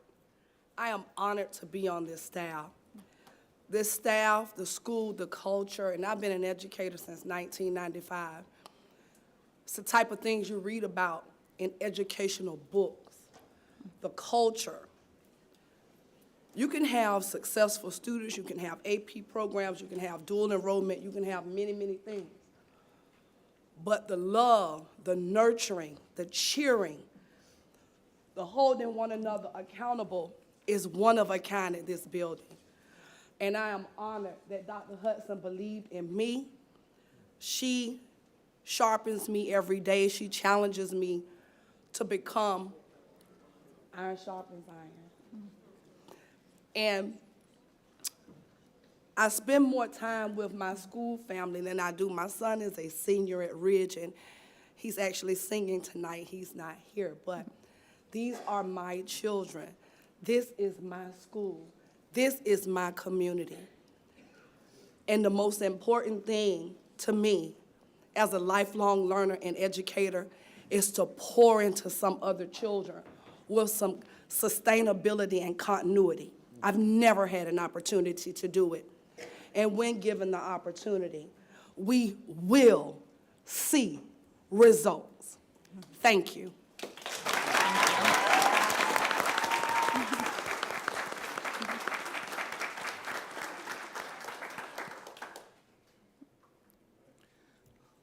That concludes new administrators this evening. Thank you, Dr. Lark. All right, and first on our action agenda is Q1 Berkeley Accelerated Middle School Charter Renewal Contract. I will seek a motion to approve Berkeley Accelerated Middle School's Charter Renewal Contract. So moved. Second. Ms. Miller and Mr. Wilson, any discussion? Ms. Miller? Berkeley Accelerated Middle is in my district, and I've met with the school and toured with their plans, and I'm very confident that they'll continue to serve the students in Auburndale, and I am honored to approve this contract for them tonight. Thank you, Ms. Miller. Any further discussion? Seeing none, all those in favor, please signify by saying aye. Aye. Any opposed? And the motion carries. Next on our action agenda is Q2, the Invo Healthcare Associates Impact in IBU's contract. And I will seek a motion to approve the contract with Invo Healthcare Associates in the amount of $3,334,140. So moved. Second. I have Ms. Cunningham and Mr. Wilson. Any discussion? Ms. Miller? Madam Chair, I have discussion, and I think the superintendent, we've talked lengthy about this. I'm not able to support this $3 million contract. We currently have 68 kids in these IB units, which is, and I know this isn't how the math works, but if we divided the dollars out, we'd be at $50,000 a student, and if we max those units out, it would go to $24,000.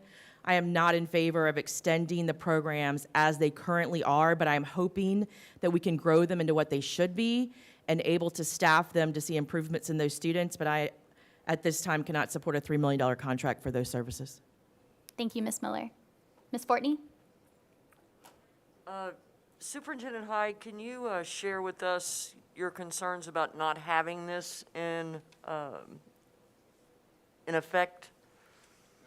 I think you need to start with the history of how you ended up with the impact units to begin with. So respectfully, this began as an extension of the work and the pilot that we developed in Illinois. We identified students based off trauma-informed care, based on a Kaiser Permanente study of adverse childhood experiences, and students who come from households where there are 4 or more traumatic experiences during early childhood without a nurturing parent figure in their life are actually more at risk for suicide, teen pregnancy, substance abuse, dropout, and lower wage income or lower wage earning potential as well. And so we developed a program that was ABA therapy-based as well as cognitive behavioral therapy-based, which is why the cost is so expensive. Within 1 year of implementing that program for over 200 students, and this data can actually be confirmed, or was affirmed by Clemson University, who did a white paper on our pilot program. Subsequent to that, we had such great success. We eliminated hospitalizations, we eliminated self-harming behaviors, we eliminated chronic absenteeism and truancy, and those students at the end of their first year of treatment were actually performing academically commensurately with their peer group. Largest case study ever done on students across the nation historically. And so we're very proud of the work that was done there. So as a result of that work, we were asked to share nationally a lot of the research behind this. And so Polk County Public Schools implemented INVO at some point a number of years later. And again, we launched this program 6 years ago in Illinois. At some point, Polk County Public Schools adopted it and had an initial great success because it was initially used to target students who otherwise would have resulted or were resulting in significant numbers of students being Baker acted. So due to threatening or harmful behaviors towards themselves or towards others. And so this became what they called an intensive behavioral unit approach, where these students were to get intensive supports through cognitive behavioral therapy and other resources in order to return them back to their home school. The district has had incredible success at reducing the overall number of Baker Acts. However, the success rate of students and recidivism rate and other factors are still questionable. And so students are going back to their schools, may not have had the comprehensive wraparound service supports that they needed to have. I've been in conversation and consultation with Invo since over the last few months, in fact, asking them, how do we move this to a model that more replicates what we did previously? Even if that's to move from behavior units to more of a center school approach. And we used to have a similar model. It's my understanding, I don't recall the name, Ms. Miller, but you have shared it. Go ahead. Countywide. Countywide. And so this would be a similar, potentially a similar model to that. I have brought the item forward simply because I believe that our students continue to have the need for these supports. Even if the program isn't exactly what it is or what we aspire it to be, that is an ongoing conversation. But these positions fill a void that we cannot fill. RBTs, registered behavioral therapists. In the state of Florida, presently, according to the BCBA website, there are only 37 or 39 registered behavior therapists in the entirety of the state of Florida. And that is the easiest certification to earn. BCBAs are even increasingly difficult to fill. And so an RBT has to work directly under a behavior therapist as well. So there's a complication here. And so yes, it does become quite costly, not because, and there's a misnomer here, that the contract results in a higher per hour wage. It does not. The contract company takes anywhere from 30 to 40% of that hourly wage for their services and their management structure and fees. The employee doesn't necessarily see that the entirety of that hourly wage. So as it relates to this topic, I do continue to believe that it's necessary for our students, but it does not necessarily reflect the comprehensive nature in which that program was initially designed, but we are moving towards that. So I believe I've covered it in its entirety. Madam Thank Chair. you. Ms. I Miller? think my goal is, and I've talked to the superintendent, that countywide may be something we have to look at again. Polk County's second in the state as of a few months ago for restraint and seclusion. So what I'm saying is a lot of these positions are we're not even able to fill them through Invo. And I would like to look at being innovative with that. And if we go to another site-based setting where these students are removed and to put at a different site, if Invo is able to provide the people there to support the site, I think that will be good. But based on the results of what we have right now, I am very much grateful for the work that Mr. Hyde has done, and I'm hoping we can improve those programs. But $3,334,140 to me just is something I'm not going to support tonight, and I'm sure it will get supported, and I hope we can move forward in creating a program that helps these students long term. Thank you, Ms. Miller. Any further discussion? Dr. Allen? Madam Chair. Thank you. And, you know, I appreciate the process of this being pulled off the consent agenda. When I did my agenda study, I saw it in the consent initially, then to see it in the action item. When I look at the budget impact analysis, it's giving us 12,000, right? 12,000 students that are being impacted by this budget? No, sir. No. No, sir. Okay. The total enrollment, the maximum capacity for the program, Dr. Lutz? Well, that's the current enrollment being supported, but the maximum number. Yeah, and that would be helpful because on the analysis, it says 12,000 units. And I was curious on that. So, you know, I look back, I think we approved this same contract a year ago, June, and then it came back for an addendum, and the addendum said that there was an increase in students. I think it came back with like a $100,000 addition in regards to that addendum. So I appreciate it. I think what I'm hearing as well is, what's our return on investment? Having some type of a presentation to note that, what the successes of the annual contract and what that looks like is, I think, beneficial to us as a board. Go ahead. Thank you, Dr. Allen. Mr. Lutz. I do have some data for the board. Thank you for the opportunity to share this. And I just want to clarify, Invo is a company, and this is one of the services they provide our district. There are several contracts. They provide speech therapy, occupational therapy, physical therapy, and behavior services. So when we see the word Invo on the agenda, it's often assumed that it's a behavior contract, but it's not always. Just want to make sure that everybody understands that they do provide more services than this. And we did look at additional service providers for this model or similar models, and the closest one was $1.2 million more expensive than Invo. We felt from a fiscal perspective this was our best option. Currently, and I have semester 1 data, obviously semester 2 hasn't completed yet, but of the new students to Invo, Unexcused absences in those students decreased by 54%. Office disciplinary referrals decreased by 99%, and suspensions decreased by 98%. Of students who carried over from last school year to this school year, unexcused absences decreased by 37%. Office disciplinary referrals decreased by 96%, and suspensions decreased by 89%. Behavior levels were measured at significant behavioral occurrences occurring anywhere from 8.7% of the time to 14.5% of the time in the first semester, which is significantly decreased from the data that we had in the public schools. And while INVO is by no means perfect, and there are areas that we do want to improve on, they have returned about 15% of their students so far this year to the public schools with the support and the tools that they need to be successful. Thank you, Dr. Lutz. How many students do you have? 10. 10 Per students?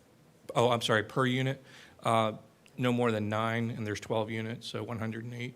How many do we have now? 68.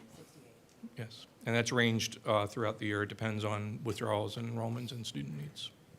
But again, that speaks to the manner in which the program is being utilized and how students are basically assigned to the program. That was, again, not the intent.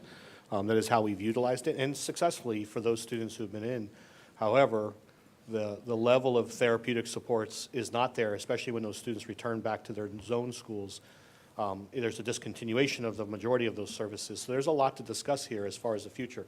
It is important to clarify, and I appreciate Dr. Allen doing so. This is a contract renewal. This is not a new contract. Additionally, this is the totality of what we could be billed for based off services. There is no guarantee that we would be billed the entirety of this. So they bill us in regular increments in accordance with our contract, and we do verify their billing. But this is an issue that, quite honestly, if the board feels that it's not fulfilling the comprehensive nature or the totality of which it could, then we're more than happy to revisit the entirety of the program as I've committed to already. We've already started that process without direction from the board. Ms. Fortney? Dr. Lutz, I appreciate your information and your, Mr. Hyde, explanation. I just worry when I see all this. I am not an expert in the world of OT, PT, et cetera, and I don't pretend to be, but I know that we have administrators throughout this district that are dealing with these units, and I would love to get their input on what they think needs to happen for the students they serve. And just putting that for the future. Thank you. Thank you, Ms. Fortney. Any further discussion? Seeing none, we'll call for a vote. All those in favor, please signify by saying aye. Aye. Any opposed? No. No. I have 5-2, and the motion carries. Item Q3 is the INVO contract for our healthcare associates, INVO Healthcare Associates, in the amount of $534,945. And I will seek a motion to approve the contract for INVO Healthcare Associates in that amount. So moved. Second. Mr. Wilson and Dr. Allen, any discussion? You want to give some information on that, Dr. Lutz? I don't know. So it's basically all the same, what you just said? The first contract, which you just voted for, was specific to the impact units, the intensive behavior units. This contract is a separate entity and provides the school district with board-certified behavior analysts to work in all of our schools. It provides for up to 5, and that is the cost for up to 5, as well as a program manager. INVO right now has one program manager overseeing both programs. So there is a cost savings in place right now. We do employ our own board-certified behavior analyst. We've had 5 positions approved, and only 2 of them have been able to be filled this school year. If we are able to fill our own direct hire positions with board-certified behavior analysts, then we would need less from the contracted side. But that's the difference between these two contracts. I'd like to provide some additional context, because I think at times the data really does matter as it relates to this. And it shows, just as one of our earlier speakers spoke about, it speaks about the gap that we have right now in qualified or certified candidates to serve in certain capacities. So a BCBA, right now, as of yesterday, at 5 p.m. when I ran the analysis, there were 387 current BCBA jobs advertised for school districts in the state of Florida. 387. In January of 2013, there were 910 licensed BCBAs in the entirety of the state of Florida. There are only 5,100 across the state at this time. Also, there's a second classification of BCA BAs in Florida. There were 576 in 2013. There are only 1,870 at this time. So there is a gap, and that's the problem, and that's what forces school districts like ours. And it is important to separate INVO. INVO's not a program. They support a program we design. INVO is a staffing agency that our district has utilized successfully for a large number of years. The problem is they, much like ourselves, are starting to finding certified licensed BCBAs and mental health counselors, speech pathologists, and others is getting incredibly difficult. And so, as a result, similar to what school districts are doing across the nation, we're raising our salaries to be competitive with the private sector, and they in turn are raising their salaries, so it's just kind of a Cold War that we're in going back and forth. And really, the company is the one who truly profits because they get to take 30 to 40% off the top of the revenue in which we pay. So this is a legitimate issue for us. But again, in good conscience, I can't allow kids to go unserved, especially these students. These are fragile students who require behavioral and or mental health supports. So it's imperative because these are students who we're not identifying. These are students who've already been pre-identified due to their IEP, their 504, behavioral incidents, those types of things that we have an obligation to serve. And so right now, contracted service it's not something we go into lightheartedly, and again, with an understanding that we need to revise and analyze the data further to ensure that we're getting the best ROI we can. But in most of these instances, the most appropriate staff to student ratio is typically 7 to 1. So it is not a cheap endeavor by any means, but at what cost to fail to address the mental and behavioral needs of our students? And again, the trajectory that sets them on. It is unfortunate that school districts are now faced with having to support these issues. You know, there was a long time ago we didn't deal with these issues. They just weren't present in our schools, and largely more so because they were probably hidden from us. But now it's a very real issue that we're dealing with in our campuses, and it absolutely serves as a barrier to learning. And so again, we don't enter this lightly. I appreciate the conversation, look forward to further conversations and the accountability that should come with this. And I know that that's where everyone's heart is. But a center school model would allow us to consolidate our resources to arguably better serve our students. And I don't mean just one center. We, as you know, have some schools that are currently underutilized. Why not look at this as an option across the district and place multiple small programs there that we could better serve? Because right now, the concerns that I'm hearing from building administrators has nothing to do with the program, has everything to do with the fact that many of these students are not from their schools. They're being held accountable and having to deal with issues on their campuses because there's no connection, there's no relationship to the students and the families that they're serving. Additionally, in many instances, the principals want to be directly involved in some of the outcomes, but that's not how the program and the supports are designed. And so it creates a frustration there, admittedly. So there's a lot here that needs to be reviewed. But again, I'm focused more on the contracted service. We can revise the process and the outcomes. But that's what we're looking for here. But I felt it was necessary to share some of the data about how many licensed practitioners are even available in the state and why we're facing this dilemma of contracted services in the first place. It is not because of convenience, I can assure you of that. But it's unfortunate. It's a necessary evil at this point. Thank you, Superintendent Hyde. Ms. Miller? I just want to say, I think explaining that kind of crossed two contracts. The first contract was for those separate units, which I think we do need to have conversation about what that looks like, if it's going back to a separate school setting, which will take a work session or two to figure out. This contract is to support the what I call the gen ed schools or the regular curriculum schools. This would be bringing supports in. How we did it 10 or 15 years ago is you worked with a behavior analyst that was already working with the child, usually in the community. There are less of those. But for real behavior supports to work, it has to be happening at home. So this is a broad conversation about how I can get a child to follow in a classroom follow routine, but if we're not working on that at home, Correct. then it's going to be more expensive. They're not going to follow routine and generalize it Correct. across areas. So I am supporting this contract for our what I call general school setting support, knowing that they may not even be able to fill it, but we need to go back and look. We've had kids with behavior issues. We've had kids with autism. My son is 20. So we've done things differently, and there are less providers, but I would like to have the broader conversation, including feedback, because that's what I get from the general education schools that these people are going in to serve. I think that will help us in planning. Absolutely. Thank you. Thank you, Ms. Miller. Ms. Fields, did you have a comment? I did. I wanted to thank the superintendent for expounding on the contract and the services, and as you said, some of those are required.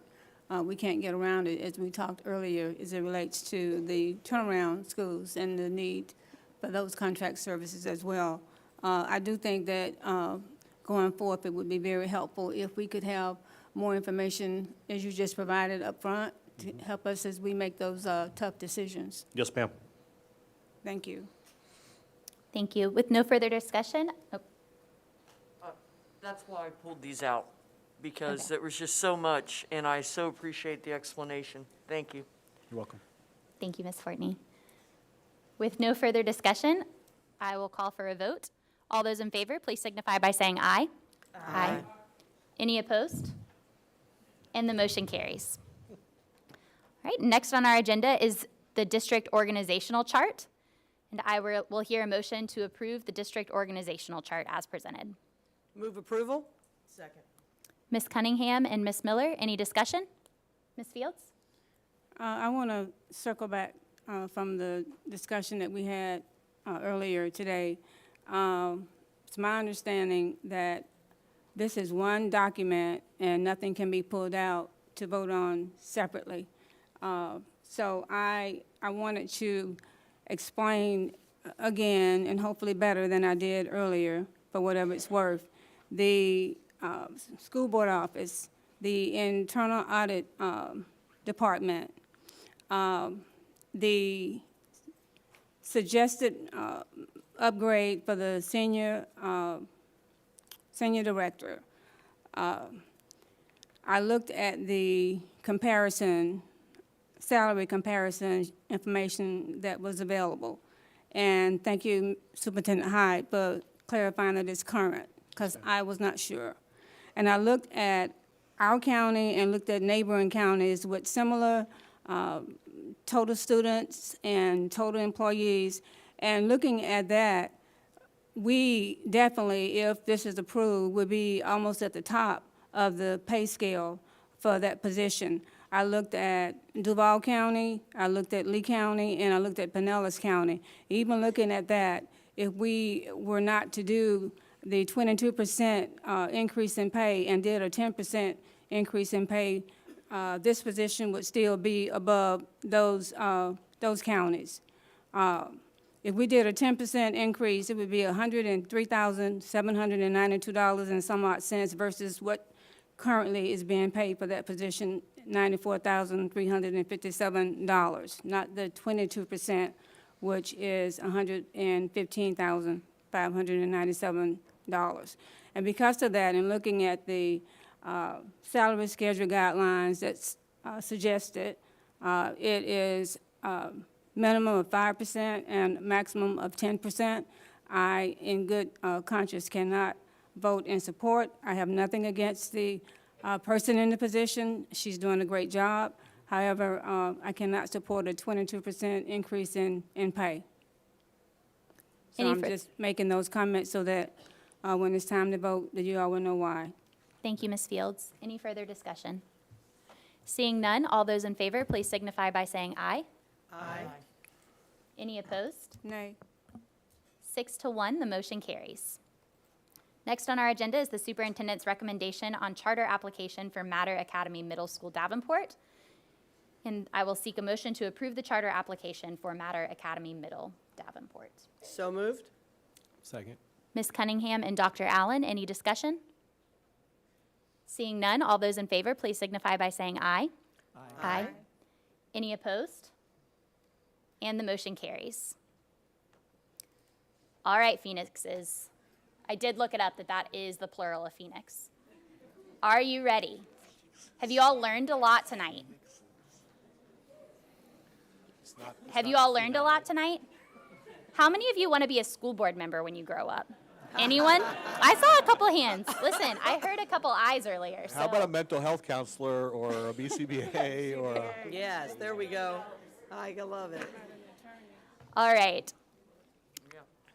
Action item Q7, McLaughlin grade level expansion.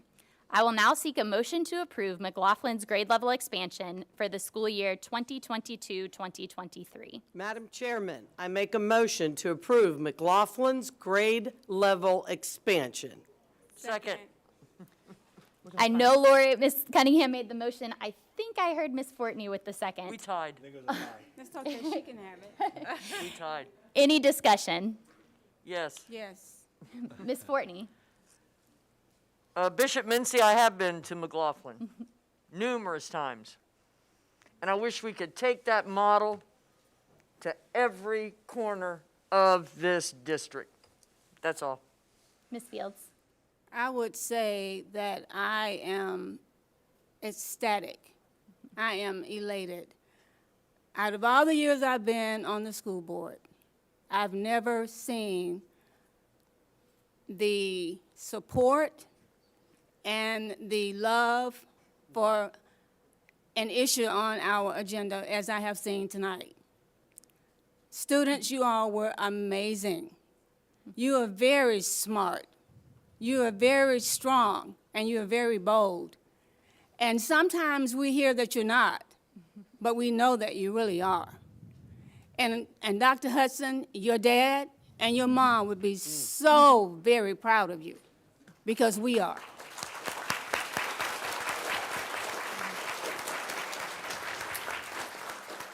And then lastly, but certainly not least, staff and parents, thank you for coming out and advocating for your school and for your children.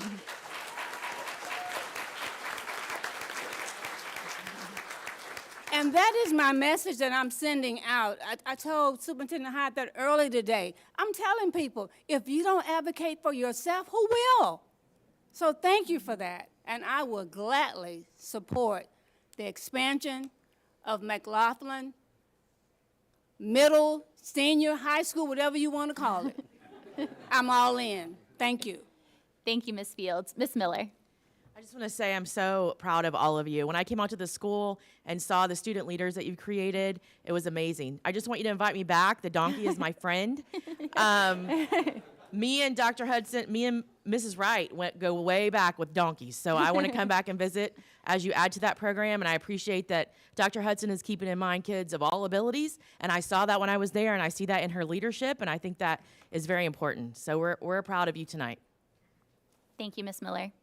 Any further discussion? I just would like to add, I can't tell you the last time we had this many young people at a school board meeting, and it is exciting. And I encourage you to come back when you're in high school at McLaughlin. So with that, all those in favor, please signify by saying aye. Aye. Any opposed? And the motion carries 7-0.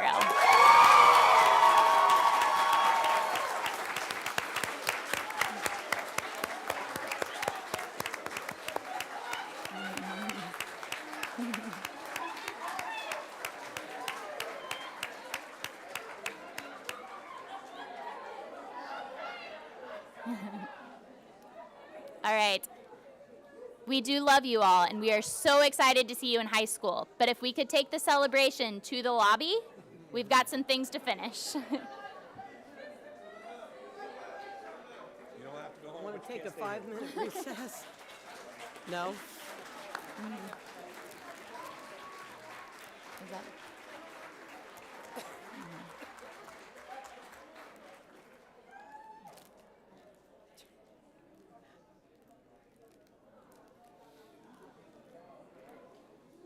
Let's get through reports and then we'll before public comment. Is that okay?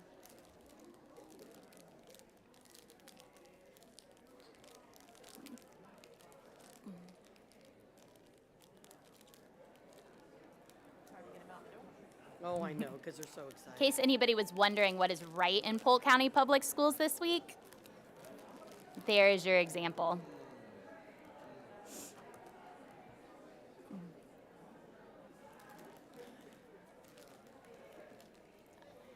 All right, Superintendent Hyde, would you like to follow that with your report?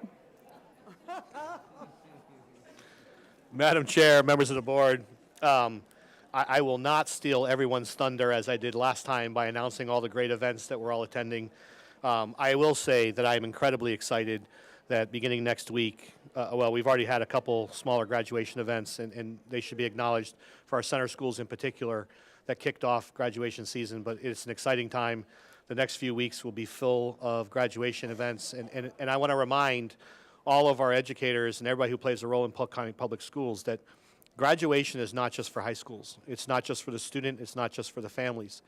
It's a great culminating activity, but what it really represents is 12 years of our investment in those individuals as they've grown and matured, and from every single level. And I was thrilled to learn that all of our schools do actually do elementary visits.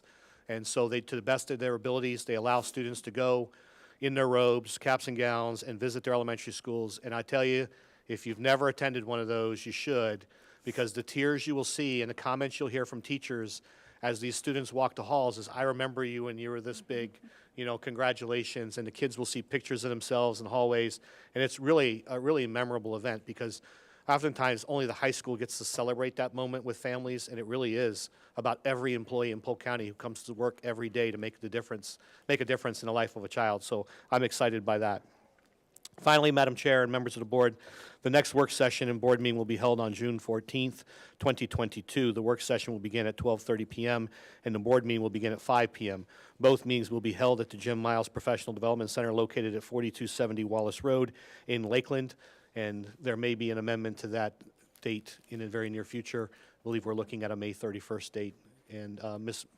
Vega will confirm that with Ms. Winchester, and I'll provide that information. Thank you, Superintendent Hyde. Yes, ma'am. And we have no attorney's report tonight and no auditor's report tonight. Dr. Allen. Madam Chair, no comments tonight. Thank you, Dr. Allen. Ms. Cunningham. No report this evening, Madam Chair. Thank you, Ms. Cunningham. Ms. Fortney.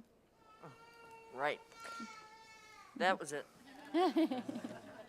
I want to congratulate our retirees and thank them for our years of service. I read those, and I'm glad you made it. Please think about coming back and volunteering. May 6th was School Lunch Hero Day. I want to give a shout out to our dedicated food service staff. A lot of them are my friends for a long time, and I appreciate their service. Tomorrow, May 11th, is National School Nurses Day. And that has proven to be a most valuable role at our schools. May 18th is talking about Speech Pathologist Day. Their expertise is unmatched. I see some out there tonight. The month of May means a lot to me with mental health awareness, and I want to honor all of our mental health facilitators. I went to an event that was well planned out at the Well with a wonderful partnership between Polk County Public Schools, Peace River, Lakeland Regional, and I want to give a shout out to that. Very informative. Somebody mentioned earlier about staff turnover. Yeah, we have got to recruit and retain. It is graduation season. Mr. Hyde, I'll see you there. I already told you privately, Mrs. Bird had the best delivery, and you're going to need to maybe get some pointers from her. I don't know. But I can tell you this. We did the Hearth graduation to all those volunteers. Oh, my goodness. Was wonderful. Our center school graduations, what a happy event. And the ITV Awards, I'll let, they're all winners. I don't know who puts that on. Our staff. Yeah, but I mean, like, the individual names. please, because they're fabulous. I attended a farm worker banquet at the community center in Mulberry to honor our graduates from Summerlin and Mulberry High School of the farm worker community. Danny Higgins and her staff of volunteers. That room was full of donations. Sit-down dinner for the parents and the students. And of course, Summerlin was represented, Mulberry High School was represented by both principals. So thank you, Danny, for everything. You know, just sitting there talking with those kids about their future plans, the future is bright. Because every student needs to be protected and every family needs to be respected, because pre-K through public schools just do it better. Thank you. Thank you, Ms. Fortney. Mrs. Fields? I have comments, but I'm going to save mine until the next meeting because I'm sure we have quite a few speakers, and I want to be respectful of that. Thank you, Mrs. Fields. You're welcome. Mr. Wilson? No comments, Madam Chair, but I would like to request a recess before we have comments. Yes, sir. Ms. Miller? I just have two quick things. First, the center school graduation is always a good time, and if you've never been to one, you could watch it on YouTube. It's just a great experience. I'll let you know that the kids who wanted hugs passed by me and Sarah Beth to go right to Fred Hyde, and It hurt a little bit. yes. But I want to tell you that while we were there, we had a student have a seizure and go down right in front of us in the audience. And with ease, our staff moved to them and helped that parent and helped that child until she was better and moved her to her vehicle. But I want to tell you that's what our staff does. That's what our nurses do. That's what our paras do. It was just part of who they are, because all of us, even parents of special needs kids, you almost go into a panic when you see that.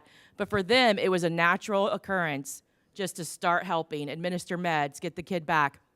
So I don't know if you've not ever been to a center school, but I suggest that if you haven't, it's a good experience to see what our schools are really doing. The other thing was the ITTV Awards. John Diddle and his crew, which is located in this building somewhere, is who met me at the front, so I'm assuming that's who put that on, and the kids do amazing work. I'm always very excited to see the host and hostess. I tell them they have a great job in broadcasting. But that's all for my report. I do want to ask the superintendent, sometimes when we have, everybody wants to get up and give and have their turn to give us our public comments. And I know we usually don't respond because it takes too long and it's too much for all of us to do. But I'm going to ask the superintendent if there's something that he just needs to feel that needs to be corrected on camera.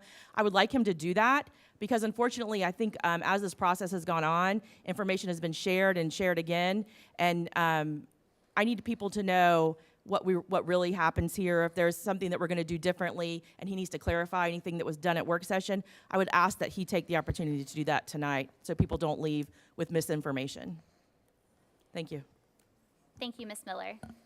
And I will very briefly just make sure that you all are aware that I will be traveling with Superintendent Hyde and Pat Barnes tomorrow to the State Board of Education meeting. If you would like to watch and cheer us on from home, it will be available on the Florida channel, and we are number 7 on the agenda. It begins at 9 a.m., so hopefully before lunchtime we will be able to present. So, but that again is on Griffin and the turnaround program for Griffin. So I appreciate that, Ms. Fields. With that, we will take a 10-minute recess before we do public comment so that everyone can have the opportunity to use the restroom.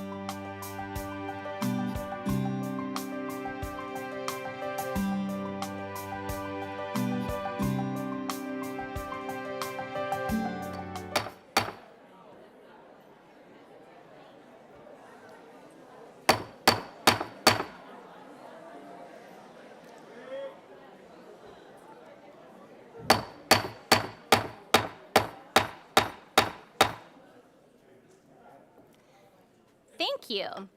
We will reconvene our board meeting for May 10th, 2022, and we will now begin our public comments for items not included on this evening's agenda. I would like to start by recognizing that many of you have indicated that you are here this evening to talk about books. There will not be an item on the agenda, obviously, this evening for a vote against library books. The 16 books that were brought to us with claims of being in violation of state statute were evaluated by diverse committees made up of community members and district representatives. The committees have made their recommendations to Superintendent Hyde, and he presented his plan for those books at our work session this afternoon. Our process for reviewing these books does not require a board vote. As we discussed this afternoon, the superintendent will be working to develop a more streamlined approach to opt-in and/or opt-out policies for our library books, and we look forward to his recommendation on that process this summer. Just as before with public comment, to register to speak, community members must fill out a speaker card in the lobby prior to the meeting. All speakers will be given 3 minutes. The clock will give you a warning sound when you have 1 minute left and when you have 30 seconds left. Please note that although the board encourages community participation, no immediate action will be taken on items presented during this public comment portion of the meeting. If follow-up board action is required, then the matter may be placed on the agenda at a subsequent meeting in accordance to school board policy. And I will again ask my friend Deputy Knox to demonstrate for us where the on-deck box is. He's really good at it. So, thank you, Deputy Knox. If you are on deck, that means you will be next to speak, and we ask that you come to the on-deck box so that we can keep public comment moving smoothly. First, we will have Lola Smith, and on deck will be Eddie Lorenzo. Madam Chair, as our speakers approach and present themselves in the on-deck batter's box, I think it's important to clarify what took place in workshop today. So up until this point, the recommendation has been to remain consistent with state of Florida initiatives and policies to empower our parents to make an informed decision about what materials their children would have access to. Up until today, the conversation revolved solely around an opt-out, where every parent would have access to the comprehensive list of books available in their child's school, and they could then subsequently opt out of certain titles and/or themes. It would have to be done annually.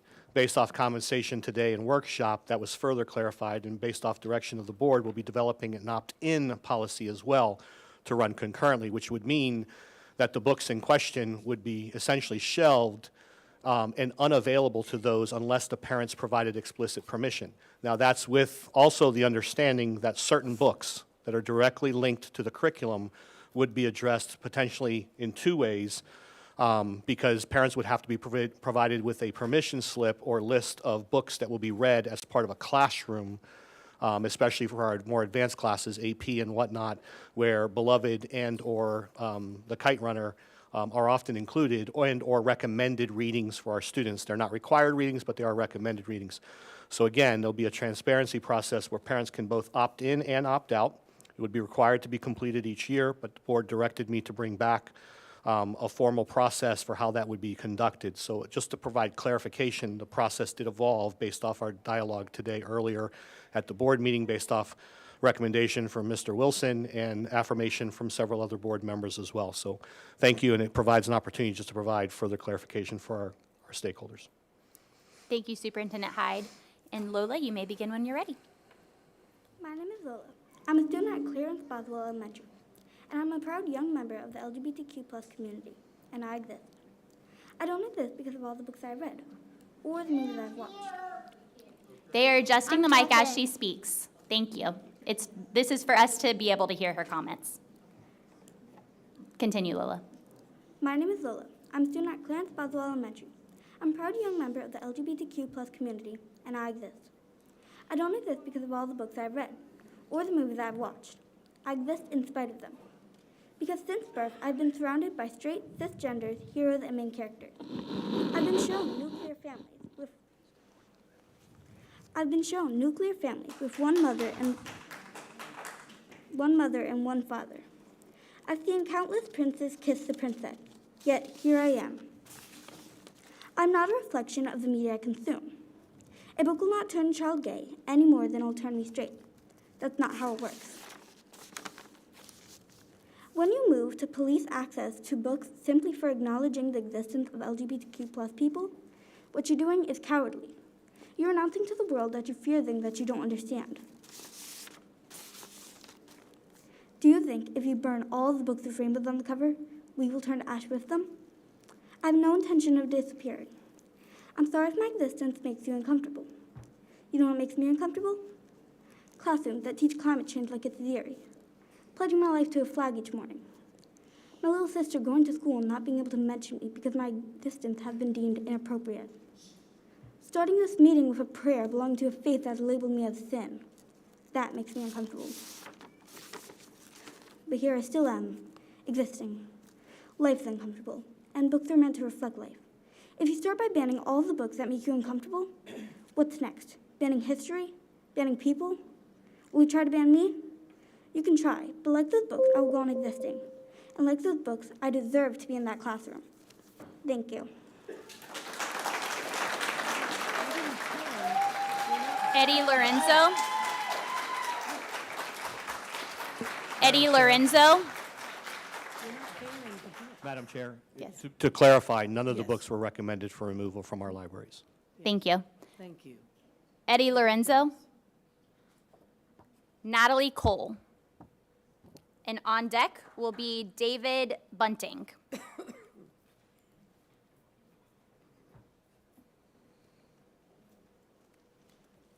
Hi, everyone.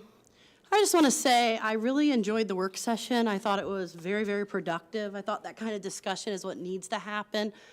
Just a variety of different points of view, figuring out how to put it all together. I'm a teacher, I'm an educator, I'm a mother. And we have a lot of different kind of students. Not every student is the same. Not every student fits a certain mold. And so we need to have a variety of literature available for all those different students. We have homeless students. We have students with fathers and mothers in jail. We have students that have been assaulted. We have students who have been through this, and they need to have some representation of themselves. What makes me uncomfortable is when one group or one person tries to decide what's right for everyone. I'm a little concerned about an opt-in for that reason. What about the gay kid whose parents are against him, and he's very scared, and he needs to reach out and find a book that's right for him? His parents aren't going to opt in. What about the student that has no parents paying any attention to what's going on in his life? Probably about 75% of my students. Who's going to opt in for that child? When you do an opt-in, you basically opt them all out, especially if they don't have that kind of parental support. I respect every single person's right to figure out what's best for their child if they're involved. I totally respect that. But what I don't respect is anybody's right to try to figure out what's right for every single other person. And that's where we are with this. There's been a lot of words thrown around, indoctrination, things of that nature, to just try to perpetuate myths and just misinformation. I tell my students it's their civic duty to vote. I don't tell them who to vote for. I don't tell them who I vote for. I tell my students I reread stories, impactful stories. I don't tell them my opinion on those stories. Those are not things that I do. I respect every single one of my students for their unique situations, their unique lives, and I really appreciate this board having that discussion, trying to find solutions. There is nothing wrong with different points of view, but when we try to take out all the points of view from others, that's a concern. So I think we've made some great progress on your work session. I really appreciate every dedicated member of this school board. Thanks for standing up for our students. Thanks for standing up for our staff. We really, really appreciate it. You've handled this really well. I do want to say I think that opt-in needs to be talked about a little bit more and stick with the opt-out, but I just appreciate your time, and thank you for standing up for all of us. Thank you. David Bunting. And on deck will be Bonnie Patterson-James. Whenever you're ready. Hello, Mr. Superintendent and honorary members of the school board. My name is David Bunting. I'm an educator and a product of Polk County Public Schools. In my years, I have never seen a book ban or this strong of a movement for banning literature within our schools. I am here to address my concern and the concern of many of my colleagues over book banning. When the rights of my students are being trampled upon, it is my duty and responsibility to speak for those that are our future. Children in America have always enjoyed the basic right to education. Who are we to hinder their growth and progress? Why is the school board and other bodies constantly placing regulations or blocks on the material that is accessible to our children? For a country that holds freedom and self-governance and accountability in such a high regard, why are we moving backwards? I am appalled and disgusted seeing that most, if not all, of the books on these lists are stories that circulate around minorities, non-Christian faiths, people of color, and those in the LGBTQIA+ community. As the guardians of the future and people who value a free education, we should be upholding the ideals of diversity and acceptance. One person or one group's ideal should not be forced upon our children, whether they be deemed liberal or conservative. Our district scores are at an all-time low in both reading and writing. As an ELA teacher, it is hard enough to get a student to delve deeper than just the cover of a book. These books, although deemed inappropriate by some, are stories of hardship and adversity, a reflection of real life and people. I have seen my students experience homelessness, rape, abuse, and other forms of adversity. These books condemn the abuses that these students face and show that our students deserve so much more out of life than where they currently are on their journey. I say to the people in this room and beyond that if you do not want your child to be exposed to real life lessons and the hardship of others, then by all means lay in your bed of roses and please use the resources that have already provided to prevent your child from reading them. I also say to the people that deem this material pornography that maybe you should take a look at what you are watching on the internet, or even what your students are watching, because books that condemn violent acts against children are not pornography. Open your eyes. We are not in Nazi Germany or a dystopian society. We are not in some antiquated society where access to information is impossible. So why make it impossible? Keep the opt-out system and the infrastructure that we have worked so hard to build. We should not be in the business of banning books. We should be celebrating them. Thank you. Thank you, Mr. Bunting.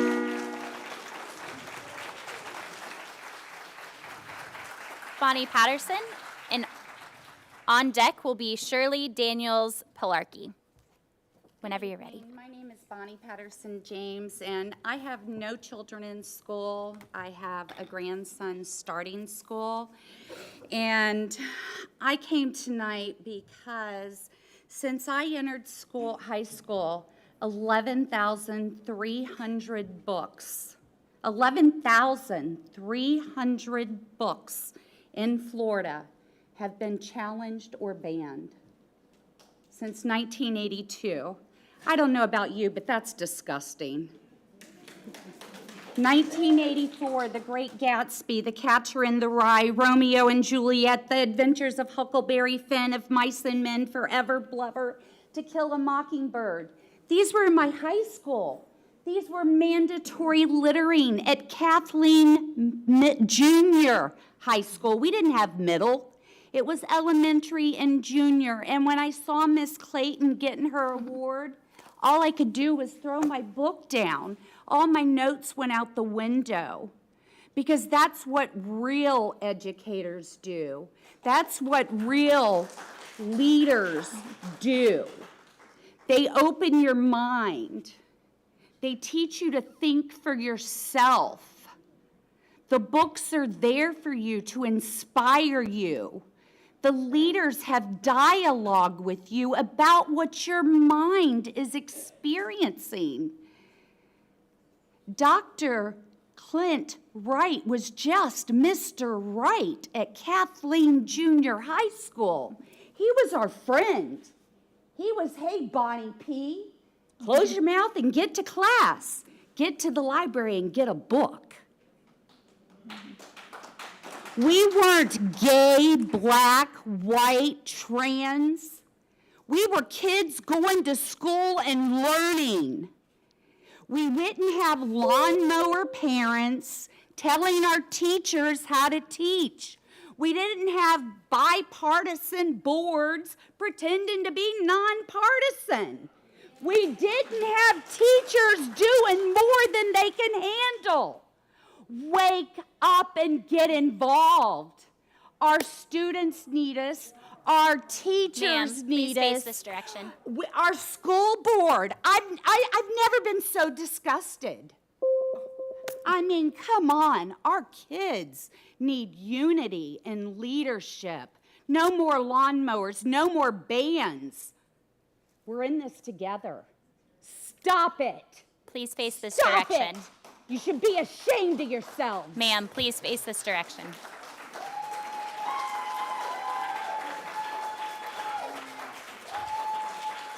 Please don't touch the mic. Shirley Daniels, and on deck will be Michelle Jarrett. I'm Shirley Pilarchi with Stakeholder Coalition of Polk County.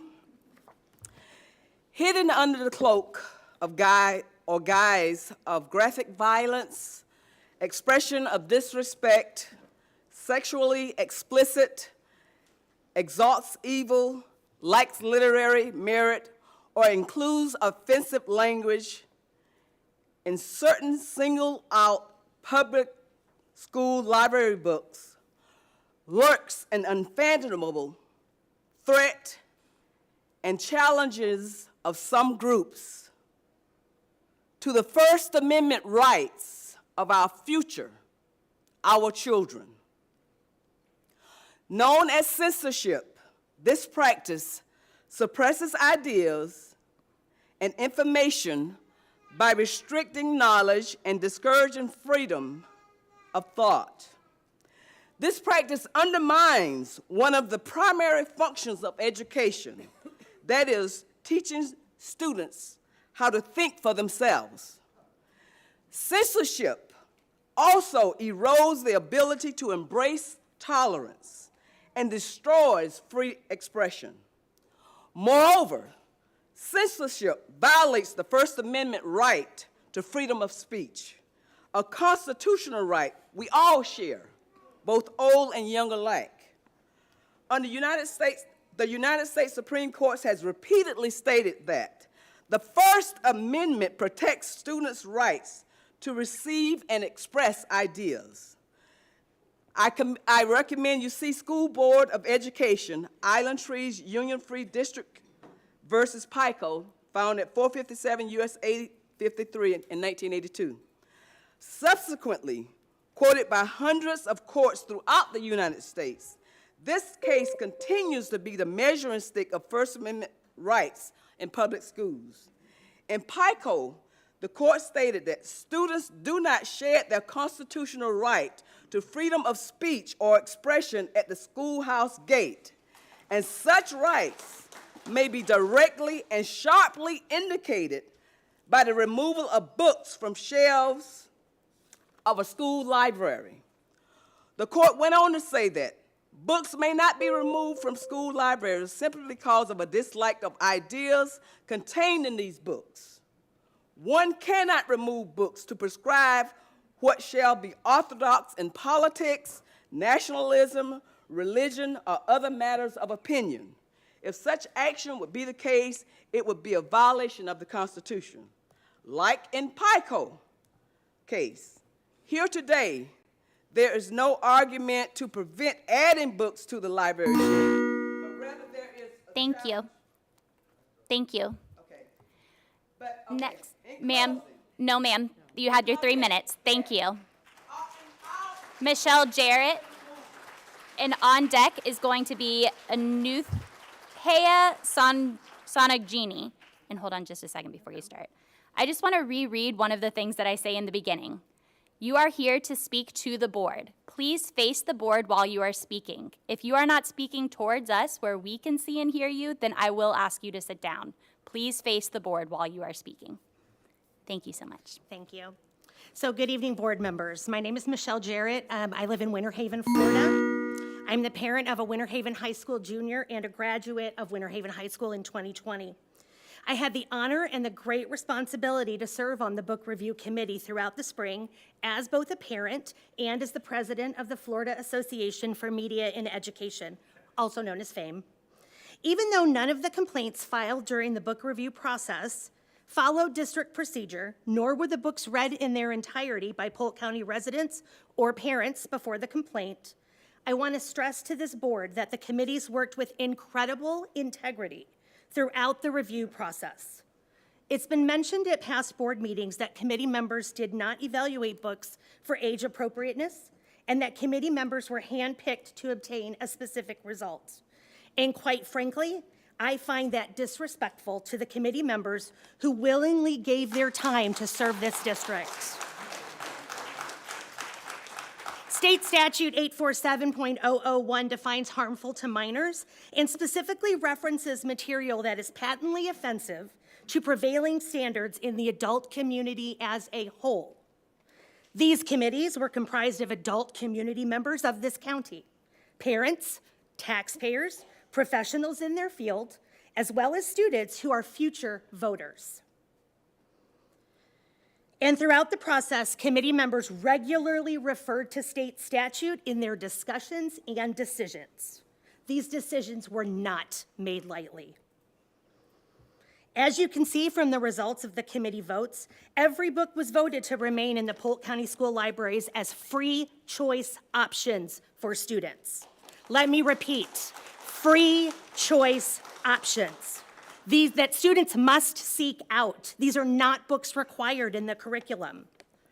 I believe the committee made these decisions because we feel students should be heard, seen, heard, and valued, especially when they're dealing with hard topics.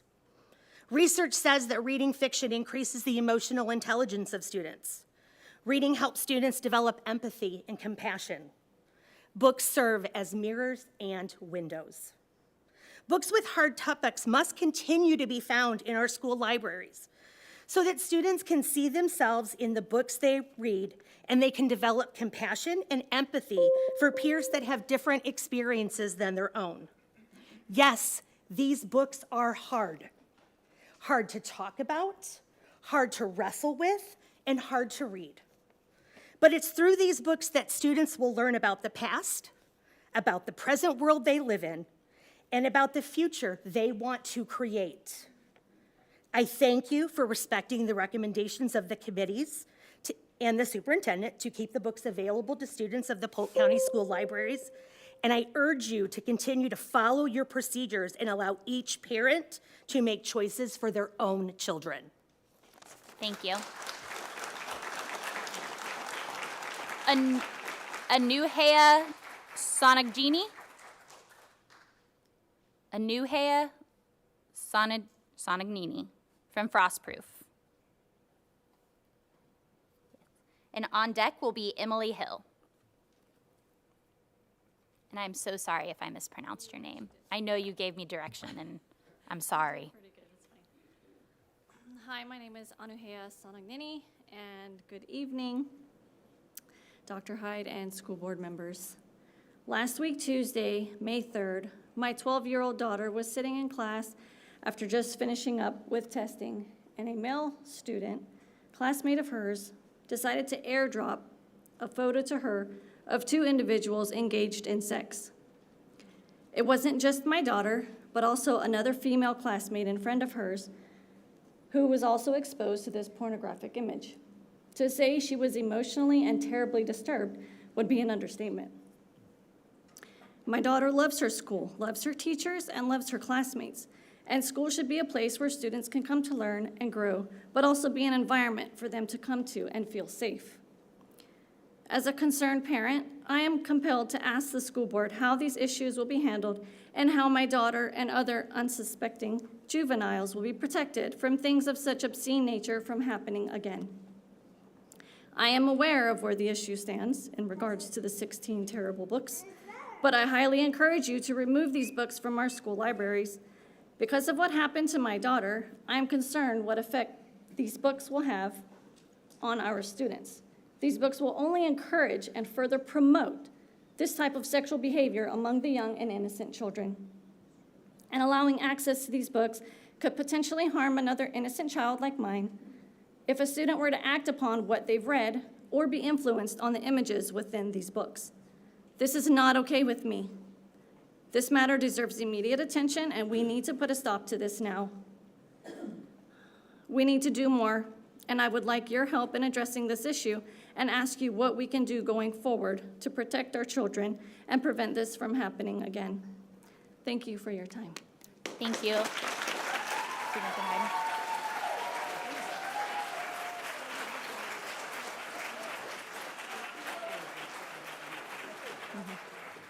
So just to clarify, this issue did not happen on our network.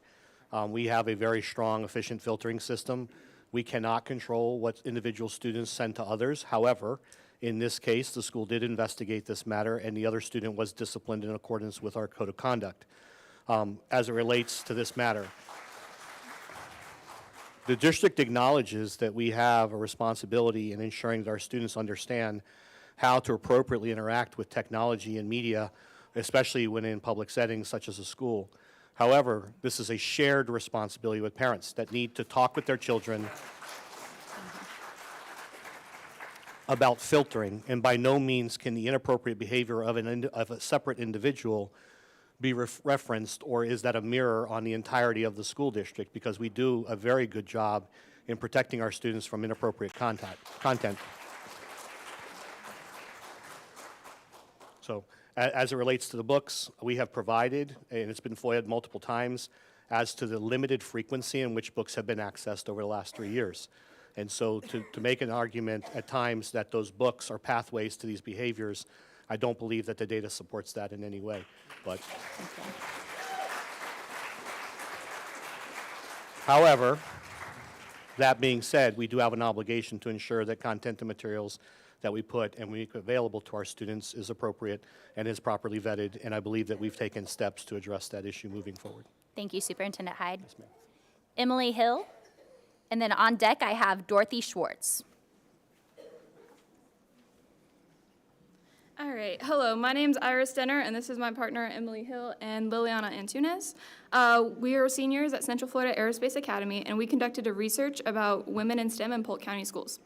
So we chose this topic for our capstone project because we always notice the lack of females in our classrooms. CFA's population is only 19.5% female. That number has grown since our freshman year, but not by very much.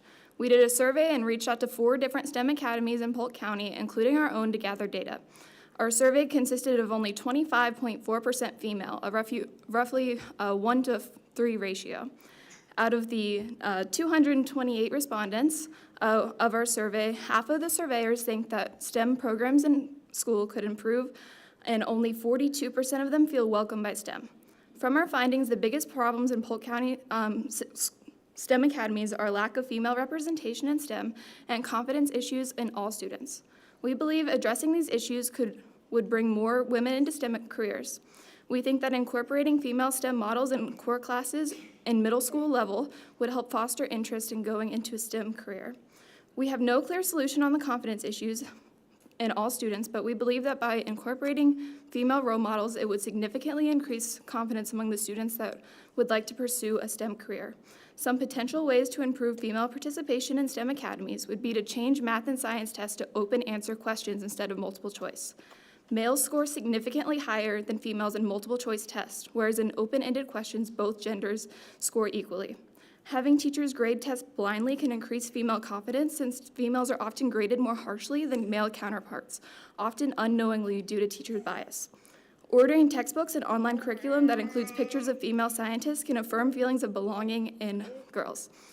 We wrote an entire research paper that was approved by our engineering board. If anyone would like to read it, Liliana has a copy. Please reach out to us with any questions. We'll be at Central Florida Aerospace Academy, and you have our number. Thank you. If you wouldn't mind sending a copy of it electronically, I think many of us would be very interested in reading it. And I appreciate you not only doing the research for us, but coming and presenting us and your findings. So thank you.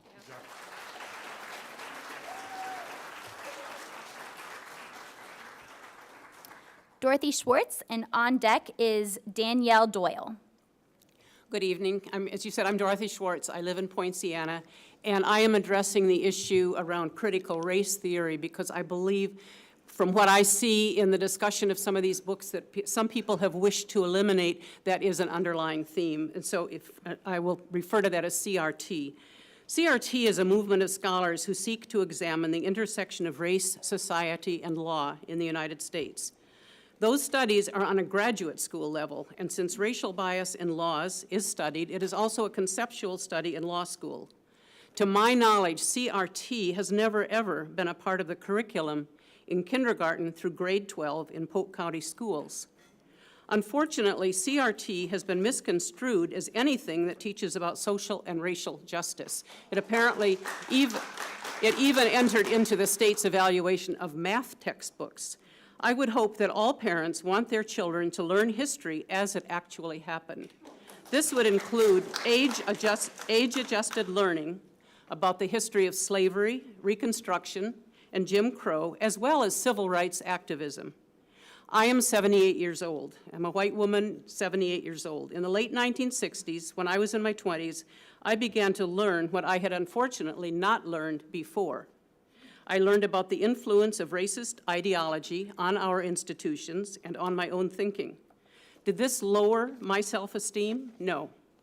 Did this learning cause me to feel guilt? No. What it did was make me much more sensitive to the social, racial situation in our country and to elements of my own behavior which needed examination.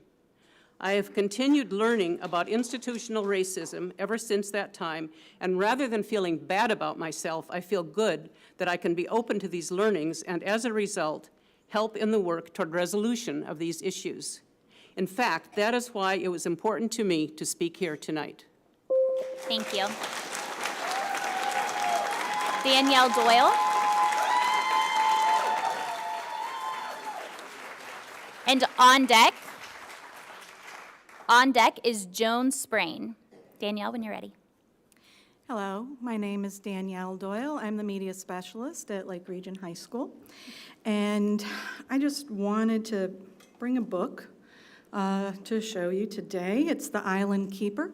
This was actually the first book that I ever read. Well, not the first book I read. The first book I ever found myself in. I read it when I was in middle school, and I was so surprised when I was doing inventory, and I found it in my library. It's a little out of date now for our kids, so it has been removed from the collection because we do curate our collections, and there are much more modern examples for kids with similar themes that they can read, and that's what I do fill the shelves with today. But this really was the first book I identified with when I was reading. And I think it is very important for all of our students to be able to find themselves in a book. When you don't find yourself in a book, you just feel alone. You feel more alone. So it is very important that children, all children, have access and can find themselves in a book. And I also wanted to thank Mr. Hyde for spearheading the plan to give parents the choice as far as what their children can read as a parent and a librarian. I believe in a parent's choice to direct their children's reading. I firmly believe that. If a parent tells me, I don't want my child to read X book, goes right into Destiny, they do not check it out. That has always been the case, but I don't think parents always knew that they had that choice. I think they kind of knew in elementary, but then along the way they kind of forgot. They still have that ability to call the school. Let the librarian know. We do that. And Mr. Hyde, you were making this more, known to the public that they have this right. And I think streamlining it with the opt-out option is the best method. Because it is true, a lot of students do not have someone to opt them in. And if no one can ever opt them into the books, they may never find themselves. A concerned parent who wants to make sure what their kid is reading and what their kid is not reading, they do need that option, and a streamlined approach, I think, will help tremendously. So thank you for that. Thank you. Joan Sprain, and on deck is Nicole Grassel. I can't read it, so I'm sorry. Torres, maybe? Grassel Torres? Nicole. Okay.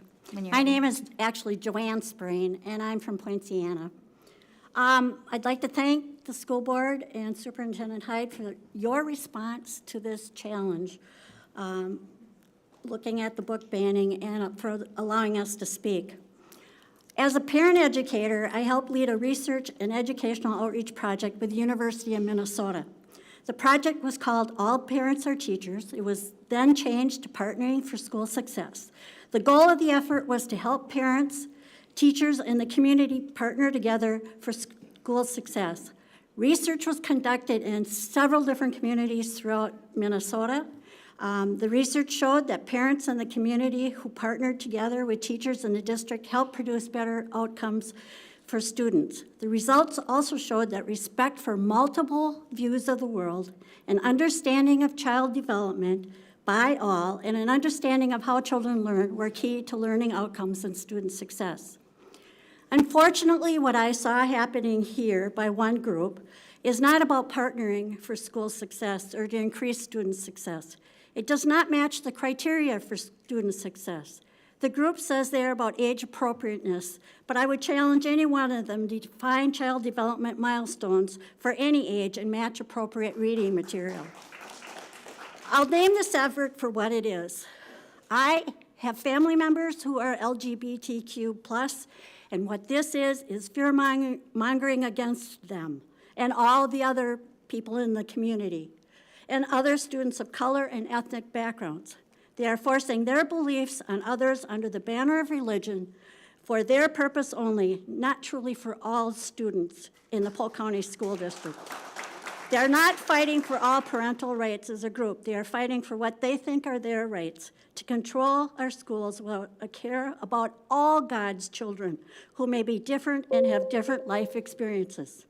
If we really cared about students as a community, we would commit to doing what was featured earlier with United Way. We would work with United Ways and other agencies to read to our students, to be a volunteer, to tutor, to have fundraisers, to support public policies that help families help their children be ready for learning. This is what creates student success, supporting all students, families, and the school district. Thank you. Nicole Grassel-Torres.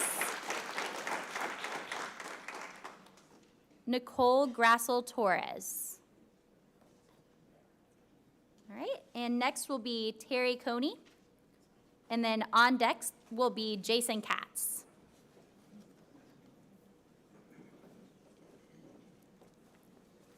Whenever you're ready, Terry. Terry Coney, 422 El Salvador Drive, Lakeland, Florida, representing the NAACP Lakeland branch, plus several other hats I wear around the community. To Madam Chair, the school board members, Superintendent Hyde, I'd like to thank Superintendent Hyde and his staff for allowing me to be on one of the book review committees. The experience was exceptional, reading 8 books in 8 weeks. Probably was a little more than I thought it was going to be. But the whole process, I think one of the book review committee members has already been up here. We thoroughly went through that process. We considered all facets. I will give it to Mr. Bridges when he gave us our initial instructions to not just look at one portion of the book, not one statement, not one sentence, not one paragraph, but the entirety of the book. Polk County Public Schools is an educational entity, and that's what you're here for, the teachers are here for, to educate our kids. I'm going to throw some numbers at you. In Polk County, we're approaching, if not already there, over 750,000 residents. We have over 465,000 registered voters.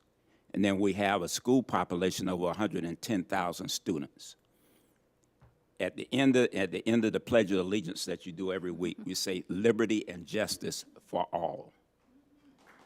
So that means, unlike anybody back in the gallery here, you, all of you, you have the responsibility to educate each and every one of those 110 plus kids. Books are a primary tool in education. unfortunately, we're living in a society now where very few people live. We have a generation that they do things in snippets of maybe 3 minutes, and beyond that, they can't watch a longer video. They can't read much longer than that. So it's incumbent for everybody in this room. Make education the primary reason, the primary goal. Rather than complaining, we need more volunteers. We need more mentors. Go into school. I have a granddaughter there. You know, I deal with Rochelle School of Arts, Lake Gibson, North Lakeland Elementary. So we had more people volunteering in the schools. We wouldn't have to worry about the books in the library. So please, please, if you can get more people out as tutors, as mentors, as volunteers, Polk County's public schools wouldn't continue to be in that bottom of 15, would be moving toward that top 1/4 or top 10. Thank you very much. Thank you. Jason Katz. Jason Katz. Next will be Carrie McCoy. And then on deck will be John Ruffin.